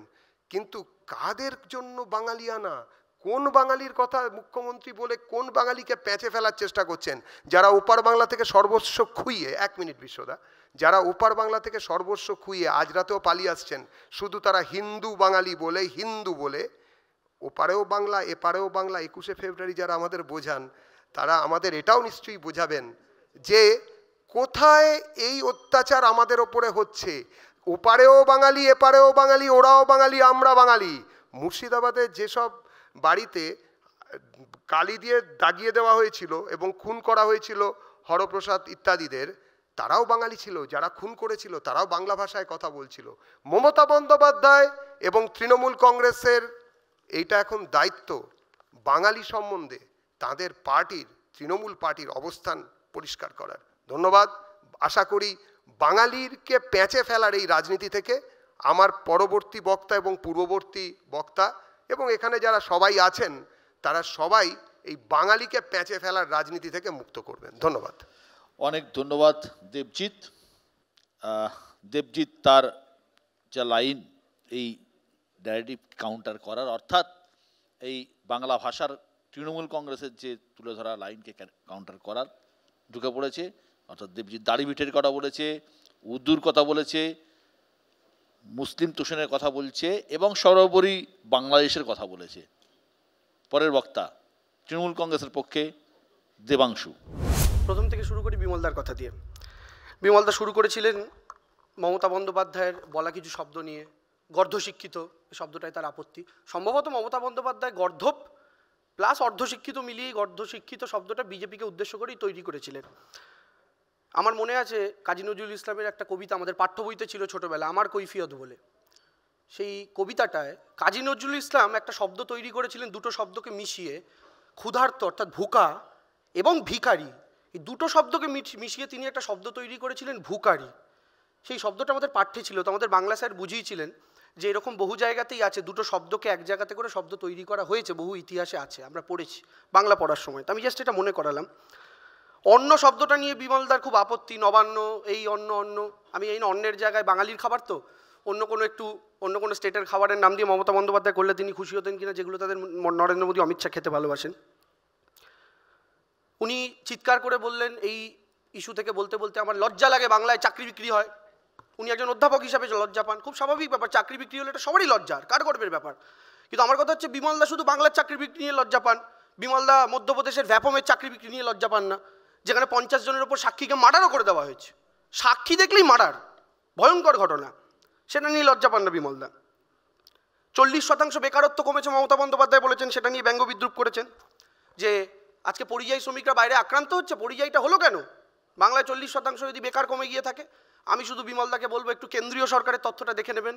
ভারতবর্ষের মধ্যে গোটা দেশকে যারা মাইগ্রেন্ট লেবার দেয়, সবচেয়ে বেশি লেবার দেয় মাইগ্রেন্ট লেবার, তার মধ্যে 1 নম্বরে থাকা রাজ্যটার নাম উত্তরপ্রদেশ, 2 নম্বরে থাকা রাজ্যটার নাম হচ্ছে বিহার। এই দুটোই শাসন করছে এনডিএ। তাহলে এখানে যে বলেন আপনারা রামরাজ্য করে দিয়েছেন, সবার পেটে ভাত, সবার হাতে চাকরি, তাহলে কী ব্যাপার হলো? এখান থেকে দেশের মধ্যে সবচেয়ে বেশি মাইগ্রেন্ট লেবার যায় কেন? আর এই তথ্যটা আপনারা কেন লুকিয়ে যান যে বাংলা থেকে হয়তো 22 লক্ষ লোক বাইরে কাজ করতে যান, কিন্তু বাংলায় যে বাইরে 1.5 কোটি লোক কাজ করছে তাদের ব্যাপারে কী হবে? তারা কাজ করছেন কেন? তাদের নিজের স্টেটে কাজ দিতে পারছেন না কেন? উত্তরপ্রদেশ বিহার থেকে যে রোজ এত মানুষ বাংলায় রুটি রুজির সন্ধানে আসছেন, আমরা তাদের ওয়েলকামও করছি, তারা আসছেন, কাজ করছেন, আমাদের সাথে মিলেমিশে থাকেন। তারা কেন আপনাদের স্টেট ছেড়ে আসছে? তারা কেন এখানে কাজ করছে? রাজস্থান থেকেও বহু মানুষ এখানে এসে কাজ করেন, আমরা আমাদের সাথে দাদা ভাইয়ের মতো আমরা থাকি, কেন তাদের আপনারা নিজেদের স্টেটে চাকরি দিতে পারেননি? এই সমস্ত প্রশ্নই উঠবে। কিন্তু সবচেয়ে ভালো লাগলো আমার শেষ দেবজিৎদার কথা, যে ওপার বাংলা থেকে যারা চলে এসেছিল, হ্যাঁ আমারও পূর্বপুরুষ ওপার বাংলা থেকে এসেছিল, এপার বাংলা এসেছিল পুজো করার জন্য, এই করার জন্য অনেক কথা বললেন। আমি দেবজিৎদাকে মনে করতে চেয়েছি, দেবজিৎদা এদের মধ্যে অনেকে ওপার বাংলা থেকে এসেছিল, একটু নামগুলো শুনে দেখে তো এদের মধ্যে কোনো বাংলাদেশি মুসলমান খুঁজে পাও কিনা। সুজন সরকার, কৃষ্ণা ঘোষ, অসীম সরকার, প্রেম রাজবংশী, দেবাশিস দাস, পিন্টু দত্ত, সুজয় হাজরা, অনুষ অধিকারী, প্রিয়াঙ্কা অধিকারী, রনিতা বিশ্বাস, শিব বিশ্বাস, বিবেক গোস্বামী, প্রচুর 100টা নাম দিতে পারি। এরা কারা জানেন? এরা প্রত্যেকে বিজেপি শাসিত রাজ্যগুলিতে বাংলা ভাষায় কথা বলার জন্য ডিটেন্ড হয়েছে। দুর্গা পুজো, দুর্গা ঠাকুর ভাঙে যারা, পুজো করে যারা, যে উদাহরণটা দিল দেবজিৎদা, এদের মধ্যে অনেকে আছে যারা ওপার বাংলা থেকে চলে এসেছিল। আর এদের মধ্যে আরও বেশি সংখ্যক লোক আছে যারা বিজেপিকে 2019-এ ভোট দিয়েছিল। বিজেপির বিভিন্ন রকম দরদ দেখিয়ে যে প্রচার করেছিল সেটা দেখে। আজকে বাংলার মধ্যে প্রথম এনআরসির নোটিশটা কে পেল? প্রথম এনআরসির নোটিশটা পেল সেই রাজবংশী ভাই, যে রাজবংশীরা সম্মিলিতভাবে বিজেপিকে ভোট দিয়ে কোচবিহার এবং আলিপুরদুয়ার জলপাইগুড়ির একটা বড় অংশের লোকসভা আসন বিজেপিকে জিততে হেল্প করেছিল। এমনকি 2021-এও রাজবংশীদের মধ্যে একটা বড় অংশ বিজেপিকে ভোট দিয়েছিল। আর সেই রাজবংশী ভাই পশ্চিমবঙ্গের প্রথম এনআরসির নোটিশটা পেল। মতুয়া মায়েরা ভাইরা বাইরের রাজ্যে গেছে, শান্তনু ঠাকুর বিজেপির মন্ত্রীর ইস্যু করা কার্ড, সেই কার্ড দেখিয়ে বলছে আমরা বাংলাদেশি মুসলমান নই, আমরা এদেশের হিন্দু, এদেশের নাগরিক। পুলিশ বলছে তু বাঙালি হ্যাঁ না, ওই কাফি হ্যাঁ, বলে জেলে ঢুকিয়ে দিল। ওরা এই পলিসিতে চলে আপনাকে প্রথমে হিন্দু মুসলমানে ভাঙবে, আর তারপরে যখন হিন্দু মুসলমানে ভাঙবে তারপরে আস্তে আস্তে মুসলমান বাঙালিকেও মারবে, তারপরে হিন্দু বাঙালিকেও মারবে, তারপর জাতিটাকে শেষ করবে। এটাতে প্রথম থেকে টার্গেট। এই জন্য নেতাজি সুভাষচন্দ্র বসু এদের কাউকে সহ্য করতে পারতো না। ইতিহাস খুলে দেখুন, বাঙালি যখন লড়াই করছে ব্রিটিশদের জন্য তখন এদের পূর্বপুরুষরা দালালি করেছে। এই বাঙালি সবচেয়ে বেশি রক্ত দিয়েছে। নেতাজি ক্ষুদিরাম বসুর মতো মানুষ যে কম বয়সী থাকার জন্য তার হয়তো ফাঁসিটা হতো না, তাকে জজ সাহেব জিজ্ঞেস করেছিল আপনি বোম মেরে আমাদের দুজনকে উড়িয়ে দিলেন, আপনাকে যদি আমরা ছেড়ে দিই আপনি কি তাহলে এই কাজ থেকে বিরত থাকবেন? কি বললো? বলে ছেড়ে দিলে আবার বোম মারবো। এই হচ্ছে বাঙালি। যখন বাঙালি এই কাজ করছে, যখন নেতাজি সুভাষচন্দ্র বসু সাবমেরিনে করে জাপান জার্মান ঘুরে বেড়াচ্ছেন, তখন এই বিজেপির পূর্বপুরুষরা তারা ব্রিটিশদের দালালি করে বেড়াচ্ছিল, আর সেই সময় তারা স্বদেশীদের ধরিয়ে দিত। তারা আজকের দিনে দাঁড়িয়ে সিংহাসনে বসে বাঙালিকে হাত দেখিয়ে বলবে বল বাঙালি তুই এই দেশের নাগরিক কিনা। এটা হতে পারে? এটা চলতে পারে? জয় বাংলা স্লোগান নিয়ে এদের আপত্তি। এই কথাটাও প্রায় অনেকেই বলে বিজেপি নেতারা জয় বাংলা নাকি বাংলাদেশের স্লোগান। আচ্ছা আমি আপনাদের একটা জিনিস শোনাই, নিউজ 18 থেকেই পেলাম। বিজেপির সভাপতি জেপি নাড্ডা, শুনুন। শুনেছেন? আচ্ছা বাদ দিন। দ্রৌপদী, রাষ্ট্রপতি দ্রৌপদী মুর্মু, শুনুন। জয় হিন্দ, জয় ভারত, জয় বাংলা। বলুন, দ্রৌপদী মুর্মুকে বাংলাদেশে পাঠাবেন? জেপি নাড্ডাকে পাঠিয়ে দিন, আপনাদের সভাপতিকে প্যাকেজ করে দিন, পারবেন? আরে জয় বাংলা বলি আমরা, আমাদের ভাষার নামে জয়ধ্বনি দিই, আপনাদের আপত্তি কোথায়? আমার ভাষার নামে জয়ধ্বনি দেওয়ার অধিকার আমাদের নেই? আছে তো। আসলে এই বাংলার কালচারটাকে ধ্বংস করে দেওয়ার জন্য, আমাদের বাঙালির সংস্কৃতি সব কিছুকে ধ্বংস করে দেওয়ার জন্য এই রাজনৈতিক দলটা চেষ্টা করছে। এখন বাঙালিকে সিদ্ধান্ত নিতে হবে যে 2026-এর যে প্রথম দুর্গাপুজো, সেই দিন যে মহালয়ার সকালে রেডিওটা চালান ভোর 4টের সময়, সেই রেডিওটা চালিয়ে আশ্বিনের শারদ প্রাতে বেজে উঠেছে আলোকমঞ্জির, ধরণীর বহিরাকাশে অন্তরিত মেঘমালা, এটা শুনতে চান নাকি ভোর 4টের সময় রেডিওটা চালিয়ে ললিপপ লাগে লু শুনতে চান? Thank you. অনেক ধন্যবাদ দেবাংশু। একটা ছোট্ট বিরতি, ফিরে আসছি বিরতির পর।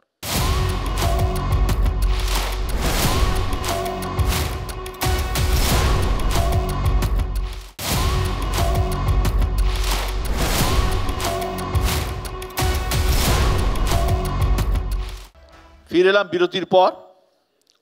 বক্তাদের বক্তব্য আপনারা শুনলেন, কিন্তু একটা বিষয় না বলেই পাচ্ছি না। গত কয়েক বছরে এ রাজ্যে বিজেপির উত্থান এক কথায় অবাক করে দেওয়ার মতো।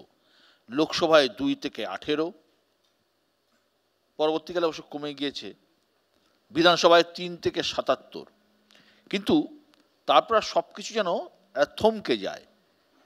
রাজ্যে একের পর এক উপনির্বাচন হয়েছে, প্রধান বিরোধী দল কোথাও ম্যাজিক দেখাতে পারেনি। গত বছর লোকসভা ভোটে আসন সংখ্যা 12 হয়েছে, যেটা বলছিলাম।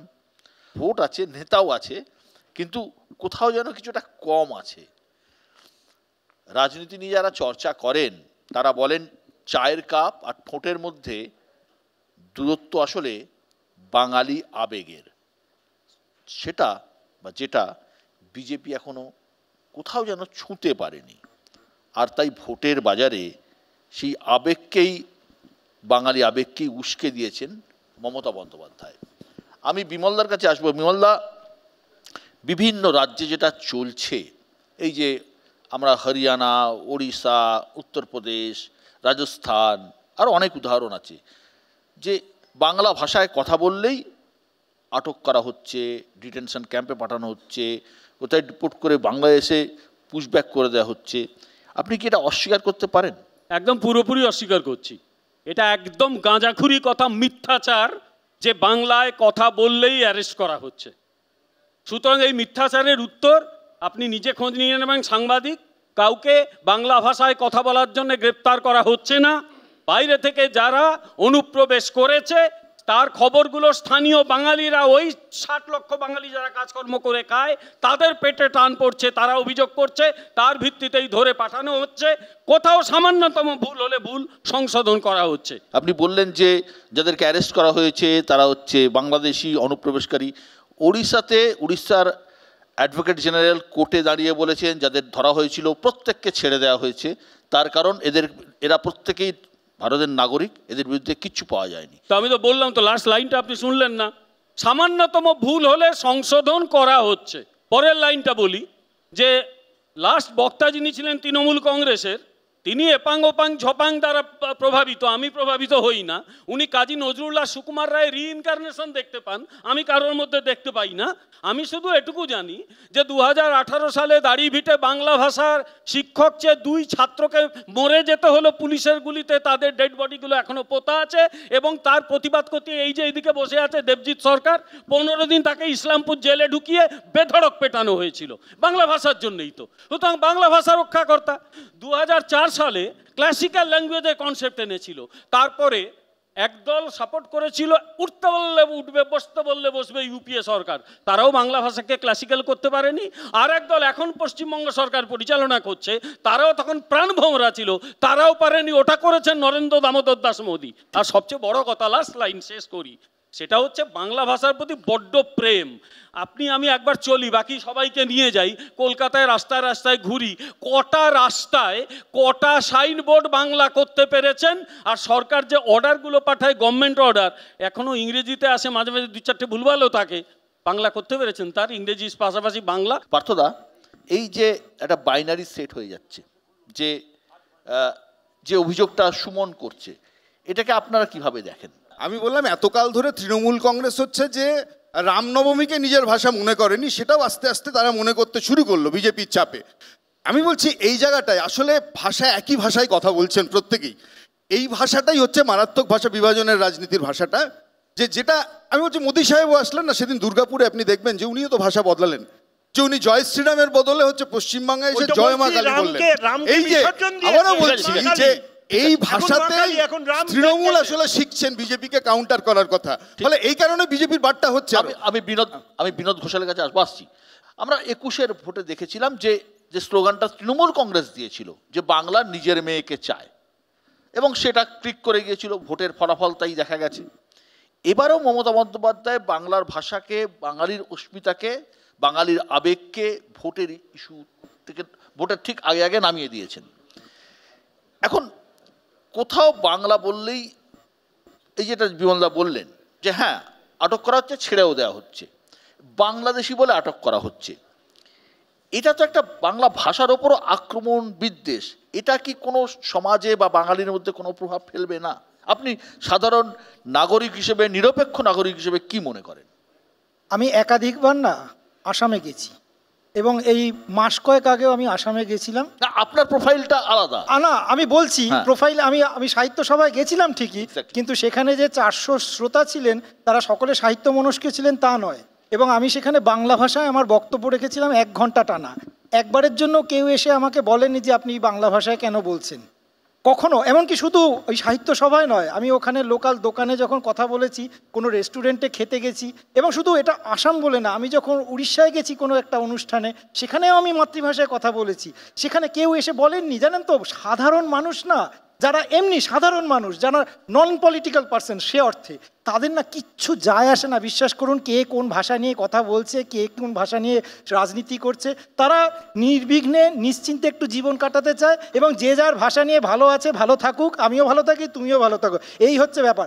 বিষগুলো ঢুকিয়ে দেয় হচ্ছে আমাদের মাথার ওপর যারা রয়েছেন তারা। জানেন তো, আমাকে বুঝিয়ে দেওয়া হয়, এই তুমি এটা খাবে, এটা খাবে না, তুমি এটা খেলে তাহলে তুমি ওর মতো খারাপ হয়ে যাবে, তুমি এটা খেলে তুমি এটা ভালো হয়ে যাবে। আমাদের মাথায় আসেনি, আমার মাথায় হিন্দু মুসলমান আসেন। আমি একটা ছোট্ট উদাহরণ দিচ্ছি, শুধুমাত্র ভাষা নিয়ে আলোচনা হচ্ছে তো।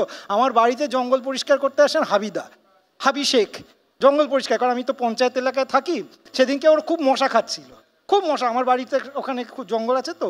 আমি ওই অডোনিল কিনে নিয়ে ওর পায়ের মধ্যে ঘষে দিচ্ছিলাম, হাবিদা দাঁড়িয়ে আছে, আমি পায়ের মধ্যে, আমি ঘোষাল ব্রাহ্মণ, আমার মাথায় আসেনি কিন্তু দাদা, আমার মাথায় আসেনি আমি ব্রাহ্মণ, আমি ওর মুসলমান, ওর পায়ের মধ্যে ঘষে দিচ্ছি। আমাদের সাধারণ মানুষের মাথায় না কি ভাষা, কি সম্প্রদায়, কি ধর্ম, অমুক তমুক কিচ্ছু আসে না, এগুলো আমাদের মাথার মধ্যে গুঁজে দেওয়া হয়। সুতরাং আমি বলবো সন্ত্রাস বলে যে শব্দটা হচ্ছে, এটা হচ্ছে রাজনৈতিক সন্ত্রাস, ভাষা সন্ত্রাস বলে কিছু নয়। আমি এই জায়গা থেকে শিবাজিদাকে ধরবো। শিবাজিদা, আপনি তো শুধুমাত্র অধ্যাপক না, রাজনৈতিক বিশ্লেষকও বটে। আপনি বলুন তো যে এই যে বিষয়টা বলা হচ্ছে, উনি একটা স্ট্যাচারের মানুষ, উনি বাংলা ভাষা চর্চা করেন, যা শ্রোতা তারা একটা স্ট্যাচারের, কিন্তু যাদের ওপর এটা হচ্ছে, এটা তো অস্বীকার করার নেই, তারা একদম নিম্নবর্গের মানুষ, যাদের দিন আনা দিন খাওয়া মানুষ, এবং তারা সাধারণত ঝুপড়িতে থাকেন এবং আইডেন্টিটি একটা সমস্যা আছে এটা। এবং শুধু তাই নয়, যেটা কৌশলে দেবাংশু তুলল, যে কোচবিহারের রাজবংশী, মতুয়া, এই সম্প্রদায়ের মানুষরাও আছেন, এটা কি কোনোভাবে প্রভাব ফেলবে রাজনীতির ভোটে? আমি এইটা তো প্রভাবের কথাটা আসছি, আমি খালি একটা কথা আগে বলবো। আইডেন্টিটি নিয়ে দুটি অ্যামেন্ডমেন্ট, দুটি মেজর ডিসিশন হয়েছে এই নরেন্দ্র মোদী সরকারের সময়। একটা হচ্ছে যেটাকে আগে ছিল আসামের এনআরসি, অনেক পুরনো আসামের এনআরসির ধারণা 51 সাল থেকে সেটা আছে, কিন্তু সেটা খুব বড়োভাবে আসছে with detention camp in Goalpara, সেটা আরেকটা তৈরি হলো, সেটা হচ্ছে এনআরসি আসামে। এখানে কিন্তু হলো সিএ, একই সঙ্গে একটাতে নাগরিক যারা ভোটার হয়ে যাবে তাদেরকে অন্য জায়গায় রাখা হবে, এবং এই নিয়ে একটা উপন্যাসও হয়েছে কিছুদিন আগে বিমল লামার লেখা, সেটাও আমি মনে করিয়ে দিচ্ছি বিনোদকে। তো সেই জায়গাটাতে একদিকে তাকে আটকানো হবে, অন্যদিকে তাহলে তো সাংঘাতিক ব্যাপার হয়ে যাবে। ওয়েস্ট বেঙ্গলে কি যারা এসছে, মতুয়ারা যারা এসছেন বা পরের দিকে এসছেন, তারা কি ওখানে যাবে না? তাদের জন্য একটা হলো সিএএ, অর্থাৎ যেখানে সিটিজেনশিপ অ্যামেন্ডমেন্ট অ্যাক্ট হলো, অর্থাৎ সেখানে মুসলমান বাদে বা আশেপাশ থেকে যারা আসবেন, ঠিক আছে, যেভাবেই ব্যাখ্যা করা হোক, ভালো কি মন্দ, তাদেরকে আশ্রয় দেওয়া হবে, মুসলমান বাদে অন্যান্য পড়শি দেশগুলো থেকে। তাহলে সিএতে হচ্ছে কিন্তু ওয়েস্ট বেঙ্গলের জন্য। যেদিন সিএ ডিক্লারেশন হলো, আসামে সবচেয়ে বড় তার প্রতিবাদ হয়েছে, আসামে হয়েছে। তার কারণ তাদের কাছে কিন্তু আসামের তারা কিন্তু বঙ্গাল খেদায় যারা বিশ্বাস করে, তাদের কাছে কিন্তু হিন্দু মুসলমান বলে কিছু নেই। আলফা তারপরে গিয়ে বাঙালিদের দাঁড় করিয়ে খুন করেছে, বাঙালি বলতে তাদের মধ্যে হিন্দু বাঙালি ছিল, অর্থাৎ কিনা ওখানে কিন্তু ভাষাগত বিভাজন, অর্থাৎ বিজেপির যে জায়গাটায় তাদের এই জায়গাটা, এই ডিফারেন্সটা যদি না বোঝা যায় মুশকিল আছে।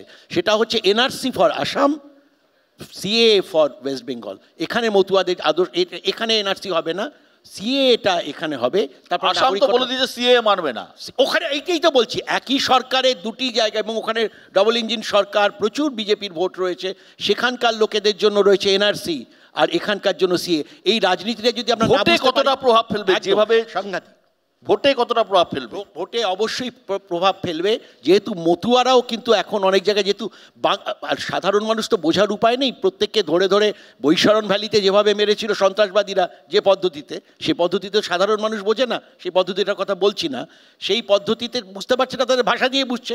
আর ভাষাতে তো সকলেরই ভাষা বাংলা ভাষা, সুতরাং সেখানে হিন্দু মুসলমানের সঙ্গে বেশ কিছু হিন্দু, যেমন কিছু মতুয়া বা অন্যান্য জায়গায় যারা আছে, তারাও বিপন্ন বোধ করবে, এবং এই জায়গাটা যখন হবে তখন কিন্তু একটা বড় বাঙালি ধারণাটা। আমি আসি হ্যাঁ, বলবেন দেবজিৎ, তোমরা বলছো, তুমি নিজেও বলেছো, অনুপ্রবেশের কথা বলেছো, বিজেপি বলছে রোহিঙ্গা মুসলমানদের খোঁজ চলছে, কিন্তু যারা আটক করা হচ্ছে, যাদেরকে আটক করা হচ্ছে, তাদের মধ্যে রাজবংশী আছে, মতুয়া আছে, মানে তার মানে শুধুমাত্র ধর্ম তো নিশানা নয়, ভাষা একটা নিশানা হচ্ছে। একদমই নয়, একদমই নয়। আমাদের যে কথাটা শিবাজিদা বললেন, সিএর পরিষ্কার কথা হচ্ছে, এটা একটা আইন যেটা কিনা ইনক্লুশনের আইন, অর্থাৎ অন্য দেশ থেকে যারা আসবেন, তারা কারা আসবেন, অনেকেই মিথ্যে প্রচার করেন যে সিএ করে নাকি এখানকার ভারতীয় মুসলমানদের তাড়িয়ে দেওয়া হবে। আরে ভাই, তাড়ানোর আইনই এটা নয়, এটা হচ্ছে বাইরের 3টি দেশ, পাকিস্তান, আফগানিস্তান এবং বাংলাদেশ থেকে, সেখানকার অত্যাচারিত নন মুসলিম, অর্থাৎ একটি মুসলিম দেশে তো আর মুসলিমরা মুসলিম হওয়ার জন্য অত্যাচারিত হতে পারে না, অন্য কোনো কারণে অত্যাচারিত হতে পারে, কিন্তু যে কারণে, ধর্মের কারণে দেশটা ভাগ হয়েছিল, এবং নিজেদের দেশ পেয়েছেন বলে মুসলমানরা দাবি করে অমুসলিমদের ওখানে জিম্মি, মালায়ুন বলে ওখান থেকে তাড়িয়ে দেওয়া, তাদের উপরে মানে প্রচণ্ড অত্যাচার, ইত্যাদি করে সবাই এখানে আসতে বাধ্য হচ্ছে, আজ রাত্রেও পালিয়ে আসবে লোকেরা এই বিপ্লব টিপ্লবের পরেও। তাদেরকে একটা তো দেশ দিতে আমরা বাধ্য, তার কারণ এই ভারতবর্ষ ভেঙেই তো এই 3টে দেশ হয়েছে। তো সুতরাং সেই অনুযায়ী সেই বিষয় অনুযায়ী এটা করা হয়েছে। 2 নম্বর আমি বলবো আজ রাত প্রত্যেক দিনই আসে, আজকেও আসবে। এবারে যেটা দ্বিতীয়ত সেটা হচ্ছে যে সুমনদা এরমভাবে টিপ্পণী করবেন না, যে ছেলেটি বা যে মেয়েটি পালিয়ে আসছে না আজ রাতেও, তারাও কিন্তু আপনাদের ভোটার হয়ে যেতে পারে। শোনো দেবজিৎ, একটা ছোট্ট কথা বলি। আমার পরিবার না, আমার পরিবারও দেখেছে ওই পারে কি কি ঘটনা ঘটেছে, কি তাদের উপরে এফেক্ট এসছে, আমরাও ওপার থেকে এপারে এসেছি, কিন্তু তোমরা সব জিনিসকে রিলিজিয়াস অ্যাঙ্গেল দিয়ে আপনার পরিবারকে ওপার থেকে তাড়িয়েছে কেন? তোমার কি তোমার নন মুসলিম আপনাকে পরিবারকে বাবু নন মুসলিমটা নট অ্যাকসেপ্টেড। সুমনদা ওপার থেকে এপারে কি পালিয়ে এসেছিলেন, বা সুমনদার পূর্বপুরুষ যারা পালিয়ে এসেছিলেন তারা কেন পালিয়ে এসেছিলেন? ওপারে সিন্ডিকেটের ব্যবসা করতে পারবেন না, ওপারে গান্ধীবাদী কংগ্রেস করতে পারবেন না বলে পালিয়ে এসেছিলেন। ওপারে কিসের জন্য ওপার থেকে এপারে পালিয়ে আসতে হয়েছিল ভাই? কিসের জন্য? মদের দোকানে লাইসেন্স এখানে পাবো না বলে ওপারে পাচ্ছিলাম না, সেই জন্য এপারে পালিয়ে এসেছিলাম। মানে কি কারণে আমরা সিন্ডিকেট মদের পাকিস্তান থেকে ওপার থেকে পূর্ব পাকিস্তান থেকে হিন্দুরা কেন এপারে কথাগুলো দেবজিৎ? না না, এই প্রশ্নের উত্তর দিতেই হবে। যখন প্রশ্ন তুলেছেন ওপারেও বাঙালি এপারেও বাঙালি, তাহলে বাঙালিরা কেন বাঙালিদের উপর অত্যাচার করেছে? বিজেপির স্বভাব হচ্ছে ওপারের বাঙালিরা কেন এপারের বাঙালিদের অত্যাচার করে তাড়িয়ে দিয়েছিল? আমাকে বলতে দিন। 21শে জুলাইয়ের মঞ্চ থেকে মাননীয় মুখ্যমন্ত্রীর যে কথা, তার মানে তার জন্যই আজকের এই বিতর্ক। একদম। আমি একটা কথা, শুধু তাই নয় দুর্গাপুরের সভায় প্রধানমন্ত্রী নরেন্দ্র মোদীও বাঙালি অস্মিতার কথা বলেছেন, জয় মা দুর্গা জয় মা কালীও বলেছেন। বাংলার মুখ্যমন্ত্রী বাংলায় বসে বাংলার মেয়ে যা বললেন সেটা থেকে এই বিতর্কের অবতারণা। আমরা একটা কথা বলি, 21শে জুলাইয়ে কিন্তু মমতা বন্দ্যোপাধ্যায় বলেননি উদ্বাস্তু শরণার্থীদের জন্য তিনি কত জমির পাট্টা দেবেন, কিন্তু 22 তারিখ উত্তরপ্রদেশের মুখ্যমন্ত্রী যোগী আদিত্যনাথ, এই যারা বলেন টলেন আমাদের সম্বন্ধে কথা, তিনি 10,000 বাঙালি উদ্বাস্তুকে জমির অধিকার দিয়েছেন। প্রথম কথা হচ্ছে বিজেপি এত রোহিঙ্গা মার্কেটে খুঁজে পাচ্ছে, বিজেপি শিওর একটা প্রোডাকশন কারখানা দিয়েছে রোহিঙ্গার, নাহলে এত রোহিঙ্গা তো পৃথিবীতেই নেই। বিজেপি বাংলার ইস্যু, ভোটের ইস্যু রোহিঙ্গা, ঝাড়খণ্ডের ভোটের ইস্যু খুলে দেখুন রোহিঙ্গা, হেমন্ত সোরেন নাকি রোহিঙ্গা ঢোকাচ্ছেন। দিল্লিতে ভোটের ইস্যু অরবিন্দ কেজরিওয়াল নাকি রোহিঙ্গা ঢোকাচ্ছেন, কেজরিওয়াল রোহিঙ্গা ঢোকাচ্ছেন, হেমন্ত সোরেন রোহিঙ্গা ঢোকাচ্ছেন, মমতা ব্যানার্জি রোহিঙ্গা ঢোকাচ্ছেন, বিহারে নাকি তেজস্বীরা জিতলে তারাও রোহিঙ্গা ঢোকাবে। আচ্ছা 70 বছর দেশে কংগ্রেস শাসন ছিল, তাহলে তো আমরা ভারতীয় নেই, সব রোহিঙ্গাতেই ভরে যেত। পশ্চিমবঙ্গে এত বছর সিপিএম, এত বছর তৃণমূল, তাহলে তো আর মোটামুটি 70-75% আমরা হিন্দুরা ভারতবর্ষের পশ্চিমবঙ্গের মাটিতে থাকতো না। এই সমস্ত আজগুবি কথা, এগুলো অ্যাকচুয়ালি আজগুবি কথা। 2 নম্বর কথা, আমাদের বিমল শঙ্করদা প্রায় মমতা বন্দ্যোপাধ্যায় একটা কবিতাকে ব্যঙ্গ করেন। আমি শুধু বলি বিজেপির 2014 হচ্ছে 2টো সিট, 18-র এই 19-এর হচ্ছে 18টা সিট, এবারের হচ্ছে 12টা সিট। গ্রাফটা দেখুন, এটাই মমতা ব্যানার্জির এপাং ওপাং ঝপাং, এটা বিজেপি বুঝতে পারছে না এখনো পর্যন্ত। দ্বিতীয়ত আমি একটা কথা বলতে চাই, সেটা হচ্ছে ইংরাজি কেন নয়, কয়েক জায়গায় ইংরাজি লেখা থাকে ইত্যাদি ইত্যাদি, এই কথাটা বললেন। দেখুন এখানেই আপনাদের সাথে আমাদের তফাৎ। উর্দু কেন? আপনারা যতটা কাউকে, আমি বলে নিই দেবজিৎ, সুবিধা হবে, আপনি কাউকে ভালোবাসেন, শুনুন তৃণমূলের সাথে বিজেপির থিওরিটিক্যাল ডিফারেন্সটা কোথায়। আপনি কাউকে ভালোবাসেন মানে আপনাকে অন্য কারোর প্রতি তীব্র ঘৃণা দেখানোর প্রয়োজন পড়ে না। মানে বিজেপি যেমন নিজেকে হিন্দুত্ববাদী প্রমাণ করার জন্য হিন্দুদের প্রতি ভালোবাসা দেখানোর চাইতেও বেশি মুসলমানদের প্রতি ঘৃণা দেখায়। আমাদের বাংলার প্রতি ভালোবাসা দেখানো মানে হিন্দি, উর্দু বা ইংরাজির প্রতি ঘৃণা দেখানো নয়। আমরা বলছি সব ভাষার সহাবস্থান চাই, কিন্তু বাংলা নিয়ে আজকে কথা কেন উঠছে? কারণ এই ভাষায় কথা বলার জন্য দমন করা হচ্ছে। আর আমি আবার বলি, বাংলার ভাষা বলুন বা তৃণমূল কংগ্রেস বলুন, আমাদের মায়ের হাতে রুটি, মাকে কোনোদিন রুটি বানাতে দেখেছেন চাটুতে? দেখবেন খুন্তি দিয়ে যত চাপে রুটি উল্টো দিকে তত ফুলে ওঠে। তো এই রুটি হচ্ছে আমাদের ভাষা। এই ভাষাকে যারা যারা যখন যখন দমাতে চেয়েছে তারা শেষ হয়ে গিয়েছে। আমাকে একটা কথার উত্তর দিন, দেবজিৎ এত কথা বললো, এই কথাটার উত্তর দিল না। 2জন মতুয়া ভাইকে কেন 6 মাস ডিটেন করে রাখা হলো? সব উত্তর দিল দেবজিৎ দা, এই উত্তরটা দিল না। এক সেকেন্ড, মহারাষ্ট্রে যারা একদম মহারাষ্ট্রে এই মিথ্যা কথা, শান্তনু ঠাকুরের কার্ড দেখানোর পর একদম নয়, কিছু ঘন্টার জন্য দেখা আর ডিটেইন করে রাখা। আমি একটা দেবজিৎ, আমি একটা কথা বলছি, আমি বলি এক সেকেন্ড। আচ্ছা শান্ত, এক সেকেন্ড দেবজিৎ, আচ্ছা বলতে দাও। বলতে দাও। শান্তনু ঠাকুর তো আমাদের ভারত সরকারের মন্ত্রী, তো কোনো একটা রাজ্যের প্রতিমন্ত্রী নয়, ভারত সরকারের মন্ত্রী। ঠিক আছে, তিনি মতুয়াদের কার্ড ইস্যু করছেন, কারণ তিনি মতুয়া মহাসংঘেরও মাথায় আছেন। তার ইস্যু করা কার্ড গ্রাহ্য না করে তাদেরকে ডিটেন করলো, তারা হিন্দু জানা সত্ত্বেও। এটাই স্পষ্ট প্রমাণ করে যে বিজেপির শত্রু ওই মুসলমান হিন্দুর গল্প নয়, পিওর বাঙালি। দাদা, এই যে এনআরসির নোটিশটা এলো, কালকে আমি একটা টিভি চ্যানেলে ছিলাম, নাম বলছি না, বিজেপির একজন মুখপাত্র ছিলেন মহিলা, তিনি প্রথমেই এসে বললেন এসব আইপ্যাকের অফিস থেকে ছাপানো এনআরসির নোটিশ। তারপরে কি দেখা গেল, আসামের মুখ্যমন্ত্রী হেমন্ত বিশ্ব শর্মা জাস্টিফিকেশন দিচ্ছে কি করে ভুল করে রাজবংশী ভাইয়ের কাছে নোটিফিকেশনটা চলে গেল। আপনারা কালকে যদি বিজেপি মুখপাত্র অফিসিয়াল বক্তব্য দেখেন আর আসামের মুখ্যমন্ত্রীর বক্তব্য দেখেন, দুটোর মধ্যে কিন্তু কোনো মিল নাই। এই যে ফেক নিউজ কে ছড়াচ্ছে, আজকে রাজবংশী ভাই যে নোটিশ পেয়েছে এটা ভুল কথা। এই রাজবংশীরা বিজেপিকে ভোট দেয়নি, এই মতুয়ারা বিজেপিকে ভোট দেয়নি। গদ্দারি কেন? আমি বলছি আর দেবে না, হয়ে গেছে, গল্প শেষ, গল্প শেষ। কোচবিহার বেরিয়ে গেছে হাত থেকে, কোচবিহার আসবো। সব ঠিকঠাক চলছিল, বিজেপি তার লাইনে চলছিল, তৃণমূল তার লাইনে চলছিল। আচমকা ভোটের এই 7-8 মাস আগে যেভাবে রাজ্যে রাজ্যে সত্যি এই গরিব হোক, এই যে এই ধরপাকড়টা শুরু হলো, ডেকে পানা সাধারণ মানুষ, গরিব মানুষ ডাকলে পুলিশ ডাকছে, বড় ব্যাপার তাদের কাছে।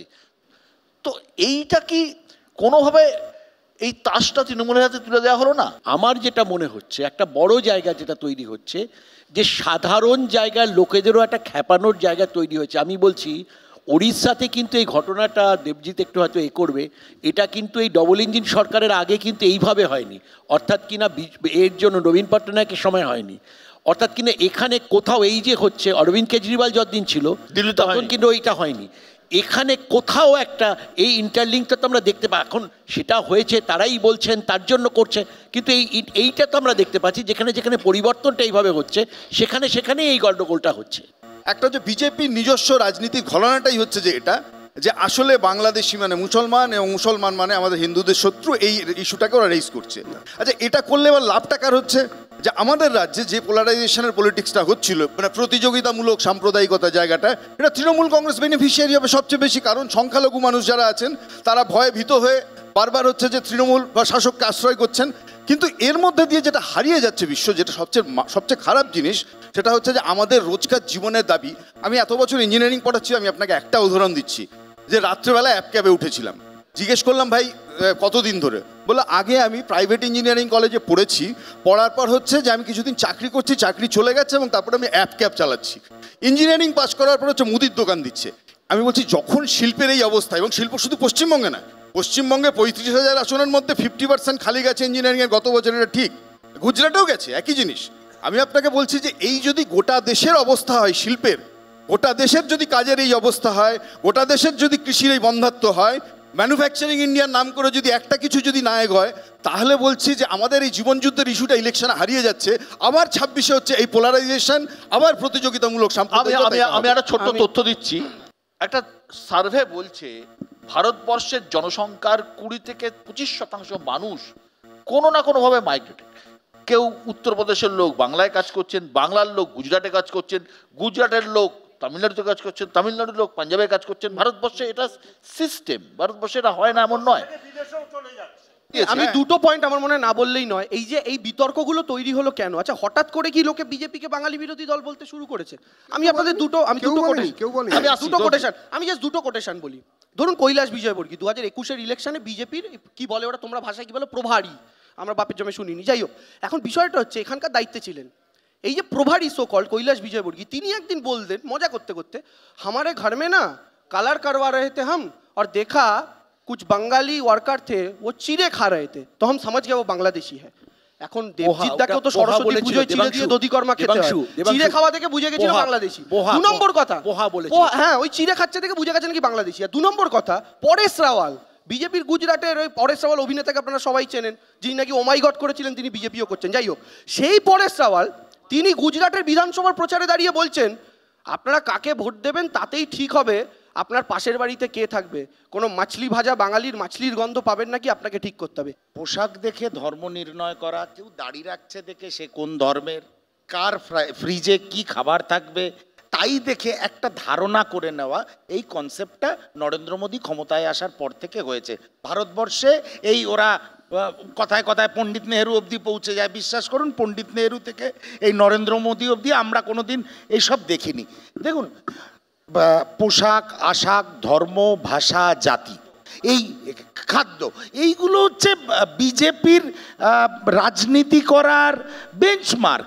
এর বাইরে কখনো নরেন্দ্র মোদীকে বা ভারতীয় জনতা পার্টির নেতাদের শিল্প উন্নয়ন, বেকারত্ব, এগুলো নিয়ে কখনো কোনো আলোচনা নেই। আর ওরা এটা খুব ভালো করে জানে। অত্যন্ত দুঃখের সঙ্গে বলছি, পশ্চিমবঙ্গেও 2011 সালের পর থেকে শিল্প পরিকাঠামো উন্নয়ন, ইন্ডাস্ট্রিয়ালিস্টদের ভাগিয়ে দেওয়া, একটা ভয়ের পরিবেশ। ও বাবা, পশ্চিমবঙ্গে নিবেশ করলেই আমার দিকে তেড়ে আসবে তৃণমূলের দাদারা, এই যে পরিবেশ তৈরি করেছে মমতা বন্দ্যোপাধ্যায়, এটা সেই সুযোগ ভারতীয় জনতা পার্টি নিচ্ছে। মন্দিরকে ঢোকাও, মসজিদকে ঢোকাও, লুঙ্গিকে ঢোকাও।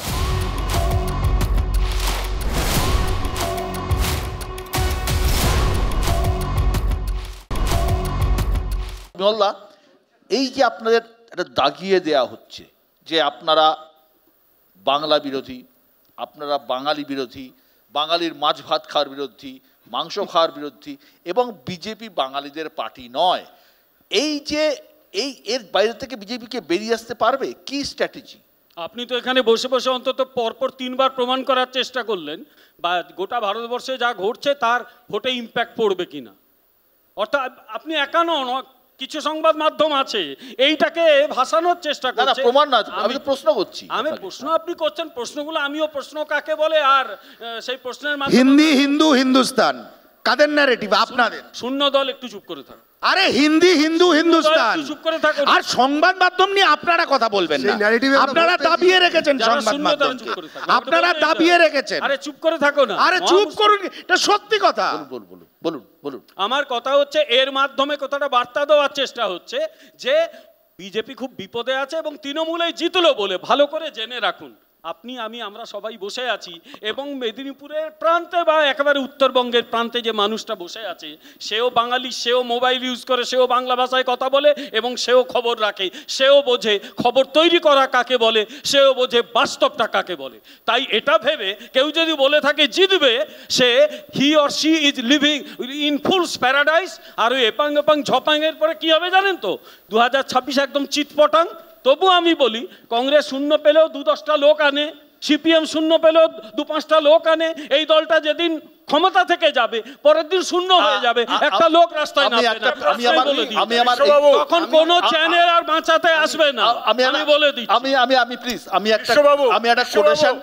মালদা উত্তরের বিজেপি সাংসদ খগেন মুর্মু, কোট আনকট, মালদা উত্তরের বিজেপির সাংসদ খগেন মুর্মু তিনি বলছেন ভয়ানক সমস্যা হচ্ছে। আমার কাছে বাইট আছে। পরিযায়ী শ্রমিক পশ্চিমবাংলা থেকে আমাদের দলে দলেই যাচ্ছে, তো ভিন রাজ্যে কাজ করতে গিয়ে যারা আজকে হচ্ছে যে আজকে এই রকম প্রশ্নের সম্মুখীন হচ্ছেন, এটা একটা বড় সমস্যা। আমাকেও খুব খারাপ লাগছে আজকে তাদের নিজস্ব পরিচিতিপত্র যা আছে, তাদের যে রিলেভেন্ট পেপারগুলো আছে, সেটা যাতে তারা সময়ের মধ্যে এবং যা যা ওখানে কোয়ারি করা হচ্ছে সেগুলো তারা জমা দিলে পরে নিশ্চয়ই এই ব্যাপারে যে তাদের কোনো রকম সমস্যা হবে। তারা যদি সত্যি এখানকার বাসিন্দা থাকে, তাদের যদি বাসস্থান সব কিছু থাকে, তাহলে সেক্ষেত্রে তো অবশ্যই আমার দিক থেকে অবশ্যই তার দায়িত্ব থাকবে। ওরা যদি আমাকে বলেন নিশ্চয়ই এই বিষয়টা অবশ্যই।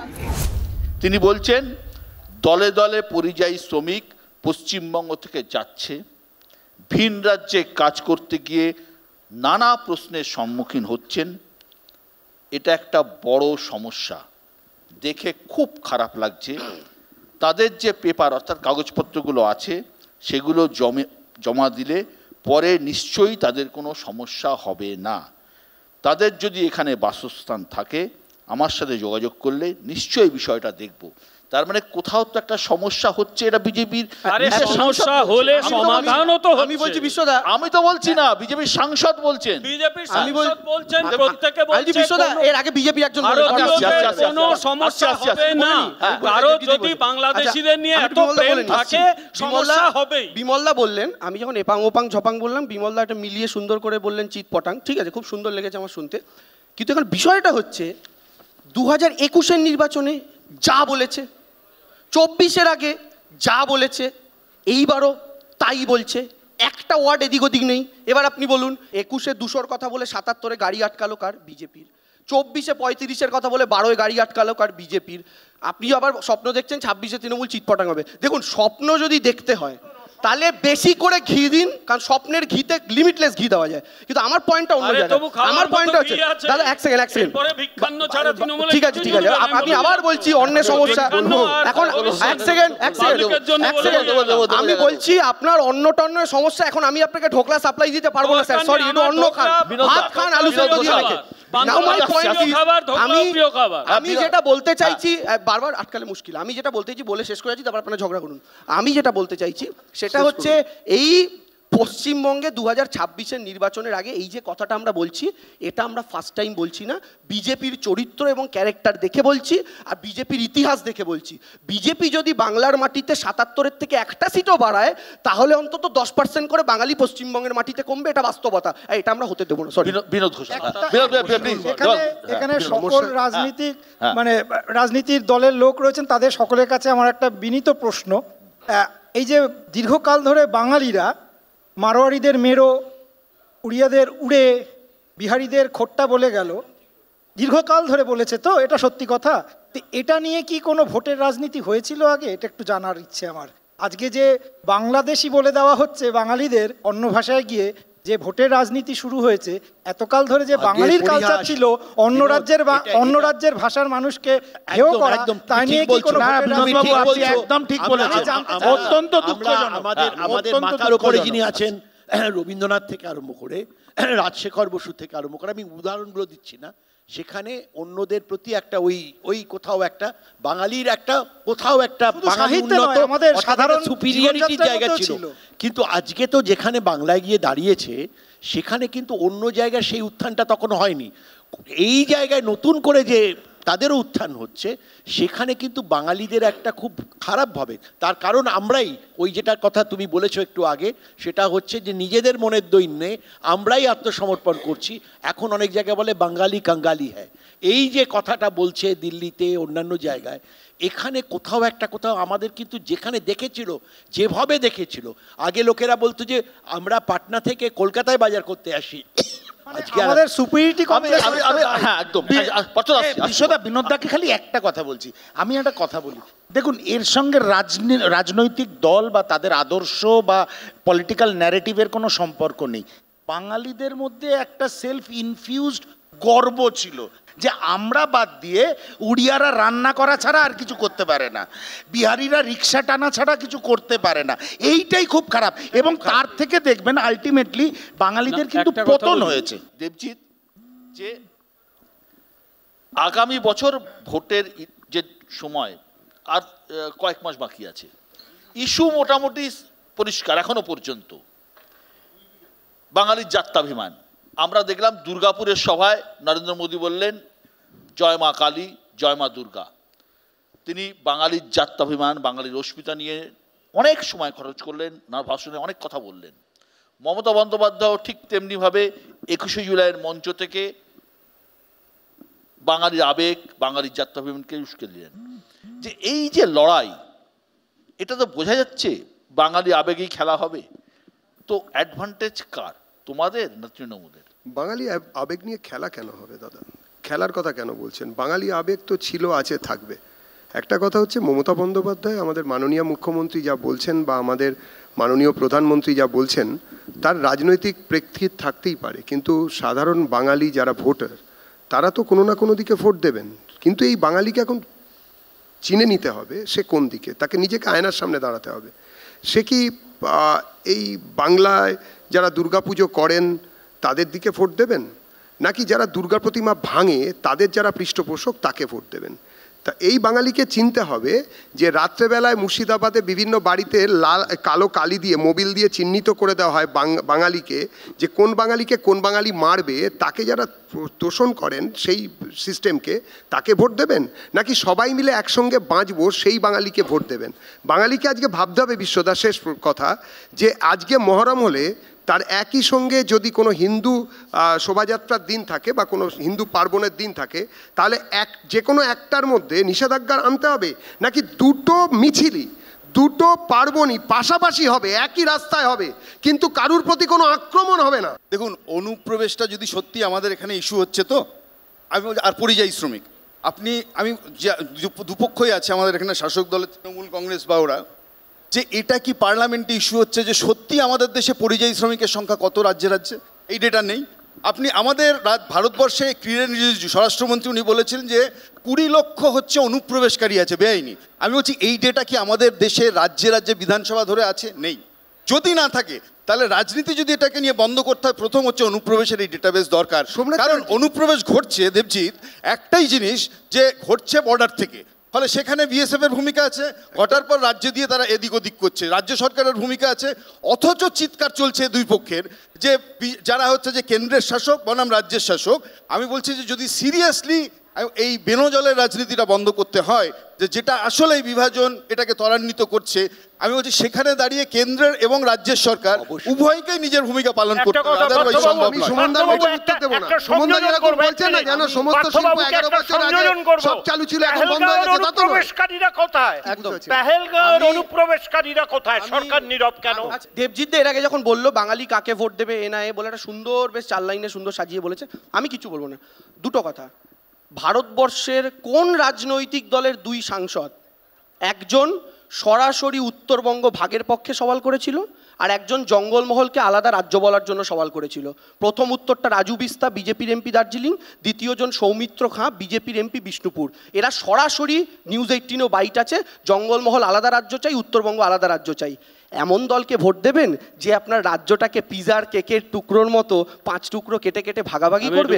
নাকি এমন একটা রাজনৈতিক দলকে ভোট দেবেন যাদের সময় আজকে দার্জিলিংয়ে ঘুরতে যাওয়ার টিকিট কাটলে বন্ধ হরতালের জন্য টিকিটটা ক্যান্সেল করতে হয় না, আজকে মাওবাদীদের দাপট পেরিয়ে গিয়ে জঙ্গলমহলে জয়চণ্ডী পাহাড়ে গিয়ে পিকনিক করে আসতে পারেন? নাকি সেই রাজনৈতিক দলকে ভোট দেবেন যার আমলে দুর্গাপুজোর মাহাত্ম্য আজকে ফিফার ওয়েবসাইটে পর্যন্ত দুর্গাপুজোর লাইভ টেলিকাস্ট হচ্ছে? আজকে যে এই রেড রোডে ওরা অভিযোগ করে মমতা বন্দ্যোপাধ্যায় নামাজে উপস্থিত থাকেন, ওই রেড রোডেই দুর্গাপুজোর কার্নিভাল অনুষ্ঠিত হচ্ছে, যেটা বাংলার মানুষ দেখছেন বসে বসে।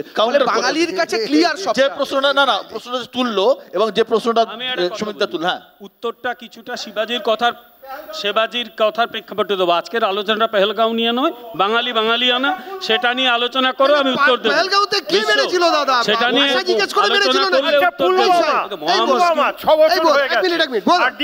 পেহেলগাঁওতে কিভাবে মেরেছিল? জিজ্ঞেস করে মেরেছিল নাকি? যখন রাজনীতির বল ধরুন ধর্মকে কেন্দ্র করে হয়, তখন আমরা দেখি বিজেপি খুব ভালো খেলে। এ তো অস্বীকার করার কোনো জায়গা নেই। রাজনীতির বাদ দিয়ে আমরা কিছুই নেই, সব কিছুতেই রাজনীতি আছে, কেউ অস্বীকার করতে পারবে না। আছি এবার আমরা যদি গোটা দেশের দিকে তাকাই, ভাষা এমন একটা ইস্যু যেটা বিজেপিকে চাপে রাখে, আমরা দেখেছি। আপনি যদি তামিলনাড়ুর কথা বলেন তামিলনাড়ু, মহারাষ্ট্রের কথা বলেন মহারাষ্ট্র, এই কয়েকদিন আগে দেবেন্দ্র ফডনবিসের আপনি জানেন। তো এই যে ভাষা যেখানে বিরোধের ভিত্তি, সেখানে কি পদ্মের লড়াই হালকা হলেও কঠিন হয়ে যায় না? সেটা হয় যদি ধর্মের ওপরেই আমি রাজনীতিটাকে রাখি, তাহলে হয়। তার কারণ ভাষা কিন্তু কাটস অ্যাক্রস ধর্ম। সেই জন্যই উর্দুর বিরুদ্ধে পাকিস্তান হওয়ার পরেও পাকিস্তান ভেঙে আবার বাংলাদেশ হয়েছিল। এক্স্যাক্টলি সেই জায়গাটাতে আমি বলি যেখানে ভাষা আন্দোলনের সূত্রপাত 1952। আজকে কিন্তু মুর্শিদাবাদে, আমি 1 মিনিট বলি, ওখানে কিন্তু ধর্ম এক ছিল। মুর্শিদাবাদ এক ধর্ম, তার ধর্ম এক ছিল, এক ধর্ম, সমস্ত ইউরোপ খ্রিস্টান, তাহলে এত দেশ কেন? তাহলে সেটাও বলতে হবে। এবার আমি একটা খালি কথা বলছি যে বাংলাদেশের যে ঘটনাটার পরে যে এই যে নতুন সোকল্ড পরিবর্তন, এবং সেই পরিবর্তনের ফলে যেখানে হিন্দু নির্যাতন হচ্ছে, তো কোনো অস্বীকার করার ব্যাপার নেই, সংখ্যালঘু নির্যাতন হচ্ছে সেখানে, এটা তো ভাবের ঘরে চুরি করলে হবে না। এবং তারপরে তার আগে মুর্শিদাবাদ, এই দুটিতে নিয়ে একটু ধর্মের জায়গা থেকে বিজেপির যে অ্যাডভান্টেজটা কিছুটা মনে হচ্ছিল অন্যভাবে আসছে, সেইটা কোথাও এই বাঙালিদের নানা জায়গায় এই রকম হেনস্থার ফলে সেটার জায়গা থেকে কিন্তু অনেকখানি বিজেপি পিছিয়ে গেল। তৃণমূল কিন্তু অ্যাডভান্টেজ এবং কোনো পিছুচ্ছে না। আমরা বাংলাদেশিদের হেনস্থা করবই, বাংলাদেশিদের এই দেশে থাকতে দেব না। বাংলাদেশি রোহিঙ্গাদের এই দেশ থেকে আমরা তাড়াবো দাদা। বাইরের লোক হবে না, সমর্থন করে, কিন্তু তারা বাইরের লোক করতে হবে তো, বাংলাদেশিকে আমরা স্পেয়ার করব না। ঠিক করতে হবে তো। প্রত্যেককে 30 সেকেন্ড করে সময় আমাকে দিচ্ছি। দিয়ে শুরু করুন। প্রথম 30 সেকেন্ড আমাকে দিয়ে শুরু করুন। দেবাংশু প্লিজ আমাকে দিয়ে কেউ শুরু করুন। কেউ ইন্টারাপ্ট একটা করবেন কথা, না ওর প্লিজ কথা, দেবাংশু ওর কথার উত্তর দিতে হবে। দেবাংশু সবাইকে দাও প্লিজ প্লিজ। আমি প্রথম কথাটা বলি, বঙ্গ বিজেপির বিশেষ করে দেবজিৎ দার, বিমল শঙ্করদার যে আজকে রোল এবং বঙ্গ বিজেপির যে আজকে একটা রোল, সেই রোলটা হচ্ছে অনেকটা জার্মানিতে যদি হিটলারের নেতৃত্বে পুলিশ ফোর্স থাকতো, যে পুলিশ ফোর্সের হেড কমান্ডার হতেন একজন ইহুদি, তার যে কষ্টটা, সেই কষ্টটা হচ্ছে দেবজিৎ দার, বিমল দাদের। স্বজাতি মার খাচ্ছে, মরছে, এটা দেখার পরও এসে মালিককে ডিফেন্ড করে যেতে হবে এখানে বসে। কেন? নাহলে গুজরাটি মালিক ধমক দেবে কালকে পার্টি থেকে। তাই দেবজিৎ এমনি বড় পদ পেয়েছে, আরও বড় পদ পাক আমি আশা করবো। 2 নম্বর যেটা লাস্ট 30 সেকেন্ড হয়নি, 12 সেকেন্ড বাকি আছে। আমি যেটা বলতে চাইছি ফাইনাল একটা কথা, যে ভারতীয় জনতা পার্টি বাঙালিদের মারছে ধর্ম নির্বিশেষে, হিন্দুও মার খাচ্ছে, মুসলমানও মার খাচ্ছে। যে অয়জগার আসছে তেরে পড়ে বড় হয়েছে সেই মার খাচ্ছে, আর কেউ মার খাচ্ছে না। ফলে বাঙালি ইভিএম মেশিনের মাধ্যমে বিজেপিকে সেই মারটা ফেরত দেবে 26-এ। দেবজিৎ, বাঙালি অস্মিতা নিয়ে যে ন্যারেটিভ মমতা বন্দ্যোপাধ্যায় তৈরি করার চেষ্টা করেছেন, তৃণমূল কংগ্রেসের যারা প্রবক্তা তারাও বলার চেষ্টা করছেন, সেটা যাবে না। তার কারণ বাঙালি জানে কোথায় চলতে হয়, কোথায় থামতে হয়, কোথায় থামাতে হয়। বাঙালি বাংলার মেয়েকে বিশ্বাস করেছিল, ঠেকেছে এবং ঠকেছে। বেড়াল তাড়াতে গিয়ে রান্নাঘরে বাঘ ঢুকিয়ে ফেলেছে বাঙালি। 34 বছরের সিপিএম এবং বামফ্রন্টকে তাড়াতে গিয়ে বাঙালি আজকে যাকে ঢুকিয়েছে, বোঝা যাচ্ছে যে সেটার কমপ্লিট একটা ফেলিওর এবং রক্তক্ষরণে বাঙালির অ্যানিমিয়া হয়েছে। বাঙালি বাঁচতে চায়, বাঙালি শিল্প চায়, বাঙালি একটা অসাম্প্রদায়িক পরিস্থিতি চায়। 26-এ তাই বিজেপিকেই সুমন রায়চৌধুরী। 2011 সালের পর থেকে ক্রমাগত বাংলার মাটিতে ভাষা ধর্মকে সরিয়ে দেওয়ার পরেও মহিলাদের ওপরে যে আক্রমণ হয়েছে, মমতা বন্দ্যোপাধ্যায়কে এবার অ্যাকসেপ্ট করে নিতে হবে যে বাংলার গর্ব মমতা, বাংলা এমএকেই চায়। এই ন্যারেটিভগুলো নাল অ্যান্ড ভয়েড। দ্বিতীয় কথা হচ্ছে, মমতা বন্দ্যোপাধ্যায় নিজেও ঠিক বিজেপির মতন একইভাবে মেরুকরণের রাজনীতি করে এই রবীন্দ্র নজরুলের আমাদের সমাজকে বিভক্ত করেছে। এটার তীব্র প্রতিবাদ করি এবং এইটা দিয়ে যে চিরদিন দেবাংশুদের খেলা হবে, চলবে না, এটা প্রমাণিত হবে এই 2026-এ। অর্থদা, বিশ্ব বাঙালি আমরা চাই, বাঙালি হচ্ছে যে হুমায়ুন কবিরের মতো বাঙালি চাই না। পশ্চিমবঙ্গের বাঙালি যে যারা মনে করেন যে ওই কথা যে হিন্দুদের কেটে ভাসিয়ে দেবো কারণ আমরা মেজরিটি ওখানে, একইভাবে বাঙালি শুভেন্দু অধিকারীর মডেলও চাই না, যে যারা দাঁড়িয়ে বলবেন যে চ্যাংদোলা করে মুসলমান বিধায়কদের হচ্ছে বের করে দেবো। আমি বলছি বাঙালি চাই বাঁচতে আজকের, বাঙালি চাই কাজ, বাঙালি চাই শিক্ষা, বাঙালি যে সংস্কৃতি বয়ে নিয়ে এসছে, বাঙালি চাই যে আমি বলছি বিভিন্ন কমিউনিটির মধ্যে হচ্ছে ঐক্য, এবং বাঙালি চায় না যে ভোটের রাজনীতির মেরুকরণ এইভাবেই হোক। আবার বলছি যে যেতে জিতুক, কিন্তু আমি বলছি শিক্ষা, স্বাস্থ্য, খাদ্য, বস্ত্র, বাসস্থান ইস্যু হোক, এটাই বাঙালির চাওয়া। বিমলদা, যারা বিদেশি বেআইনিভাবে ঢুকেছে চ্যাংদোলা করে বাইরে বার করে দেওয়া হবে। 1, 2, আমার ধারণা ছিল পশ্চিমবঙ্গের এই শাসক দলটা শাসনের নামে নানা গোলমেলে কাজ করে, চুরিফুরি আর বলছি না, তারা অনেক সাইকিয়াট্রিক ট্রিটমেন্টও বোধহয় করে, নিজেদের ট্রিটমেন্টটা করুক, কারণ আমার এবং দেবজিতের মনে কি আছে সেটাও ধরে ফেলছে। আমি শুধু একটা কথা বলি, শাসনের নামে যে অপশাসন এই সরকারটা করেছে, এই দলটা করেছে, বাইরে থেকে যাদের ঢোকানো হয়েছিল তাদের এখানে রেখে নির্বাচনে জেতার চেষ্টা করছে। ভারতের মাটিতে তাদের থাকতে দেব না। কেউ যদি মনে করে তাতে 26-এ এটা দেখিয়ে জিতবে, দে আর লিভিং ইন ফুলস প্যারাডাইস। মানুষ ওদের ওপরাবে, তাদেরও বাইরে বার করে। সমিতদা, এই লাইনটাই বিমলদা বলেছিল না একবার? প্লিজ সমিতদা। আমি যে কথাটা বিজেপির প্রবক্তা বলছিলেন, ওখান থেকে বিমলবাবুও বললেন যে একটা বাংলাদেশি এখানে থাকবে না। প্রবক্তা আচ্ছা দাঁড়াও না বাবা, সব কথা সুমন প্লিজ, মিথ্যা কথা প্লিজ। হ্যাঁ, আপনি সংশোধন করে দিন, আমি এটা বলিনি। প্লিজ। উনি বলেছেন একজন বাংলাদেশিও থাকবে না, ঠিক কথা, আমি সমর্থন করি। পাবলিক দেখছে, মানুষ দেখছে সব। শুনুন, আমি সমর্থন করছি ওনাকে। তাহলে ওনারা কি শেখ হাসিনাকে দিয়ে এটা শুরু করছেন, যিনি দিল্লিতে পলিটিক্যাল শেল্টারে আছেন, ইন্ডিয়ান অ্যাসাইলামে আছেন পলিটিক্যাল? এই উত্তরটা কি দয়া করে দেবেন?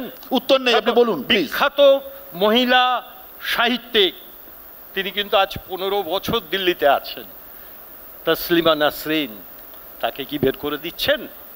আমি জানতে চাইছি বিজেপির কাছে, শেখ হাসিনা থেকে তসলিমা নাসরিন বের করে দিচ্ছেন, একদিকে বলবেন পলিটিক্যাল অ্যাসাইলাম, আবার অন্যদিকে বলবেন একজন বাংলাদেশি। পলিটিক্যাল অ্যাসাইলাম থাকবে, বিতর্ক নেই, যে যা কথা কথা বলুন প্লিজ প্লিজ। শিবাজিদা যে একজন হুমায়ুন কবিরের কথা বললেন, পার্থ বলল, আরেকজন হুমায়ুন কবিরকে আমরা জানতাম যিনি একজন শিক্ষামন্ত্রী ছিলেন, যে হুমায়ুন কবির চতুরঙ্গ পত্রিকা চালাতেন। তো তিনি কিন্তু বাংলাদেশি বা হুমায়ুন কবির, যার মেয়ে লায়লা কবির জর্জ ফার্নান্ডেজের স্ত্রী, এই যে জায়গাটা, এই বাঙালির কথা যদি কেউ বলে, অর্থাৎ কি না ধর্মীয় জায়গার ওপরে যদি ভাষার জায়গাটা তোলে, তাহলে যে অ্যাডভান্টেজটা পাওয়ার কথা, এই জায়গাটা হলে সেই অ্যাডভান্টেজটা তার দিকেই যাবে বলে মনে হচ্ছে। একদম নিরপেক্ষ লোক, যেটা শিবাজিদা বললেন, এবং বিনোদ ঘোষাল শেষ করবেন। 200 বছর ইংরেজ রাজত্ব করেছে, বাংলা ভাষার কোনো ক্ষতি হয়নি, এখনও বাঙালি রয়েছে, বাংলা ভাষাও রয়েছে। সুতরাং কোনো রাজনৈতিক দলের বাংলা ভাষা নিয়ে চিন্তা করার দরকার নেই, বাংলা ভাষা ছিল, আছে, থাকবে। ধন্যবাদ। রাজনীতি এমন একটা পাটিগণিত যেখানে 2 আর 2 যোগ করলে সবসময় 4ই হবে, তার কোনো গ্যারেন্টি কিন্তু নেই।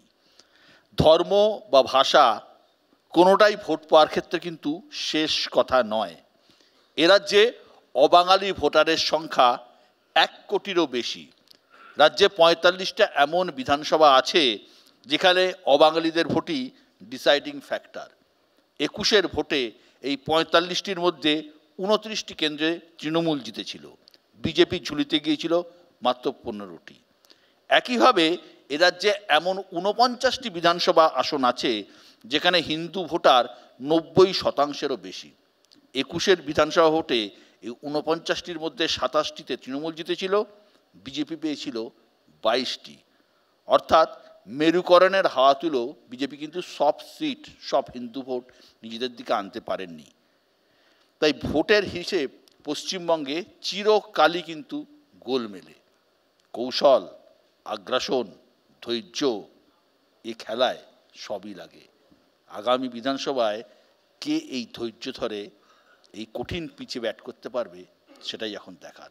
অনেক অনেক ধন্যবাদ আজকে এই অনুষ্ঠানে আসার জন্য। ভালো থাকবেন।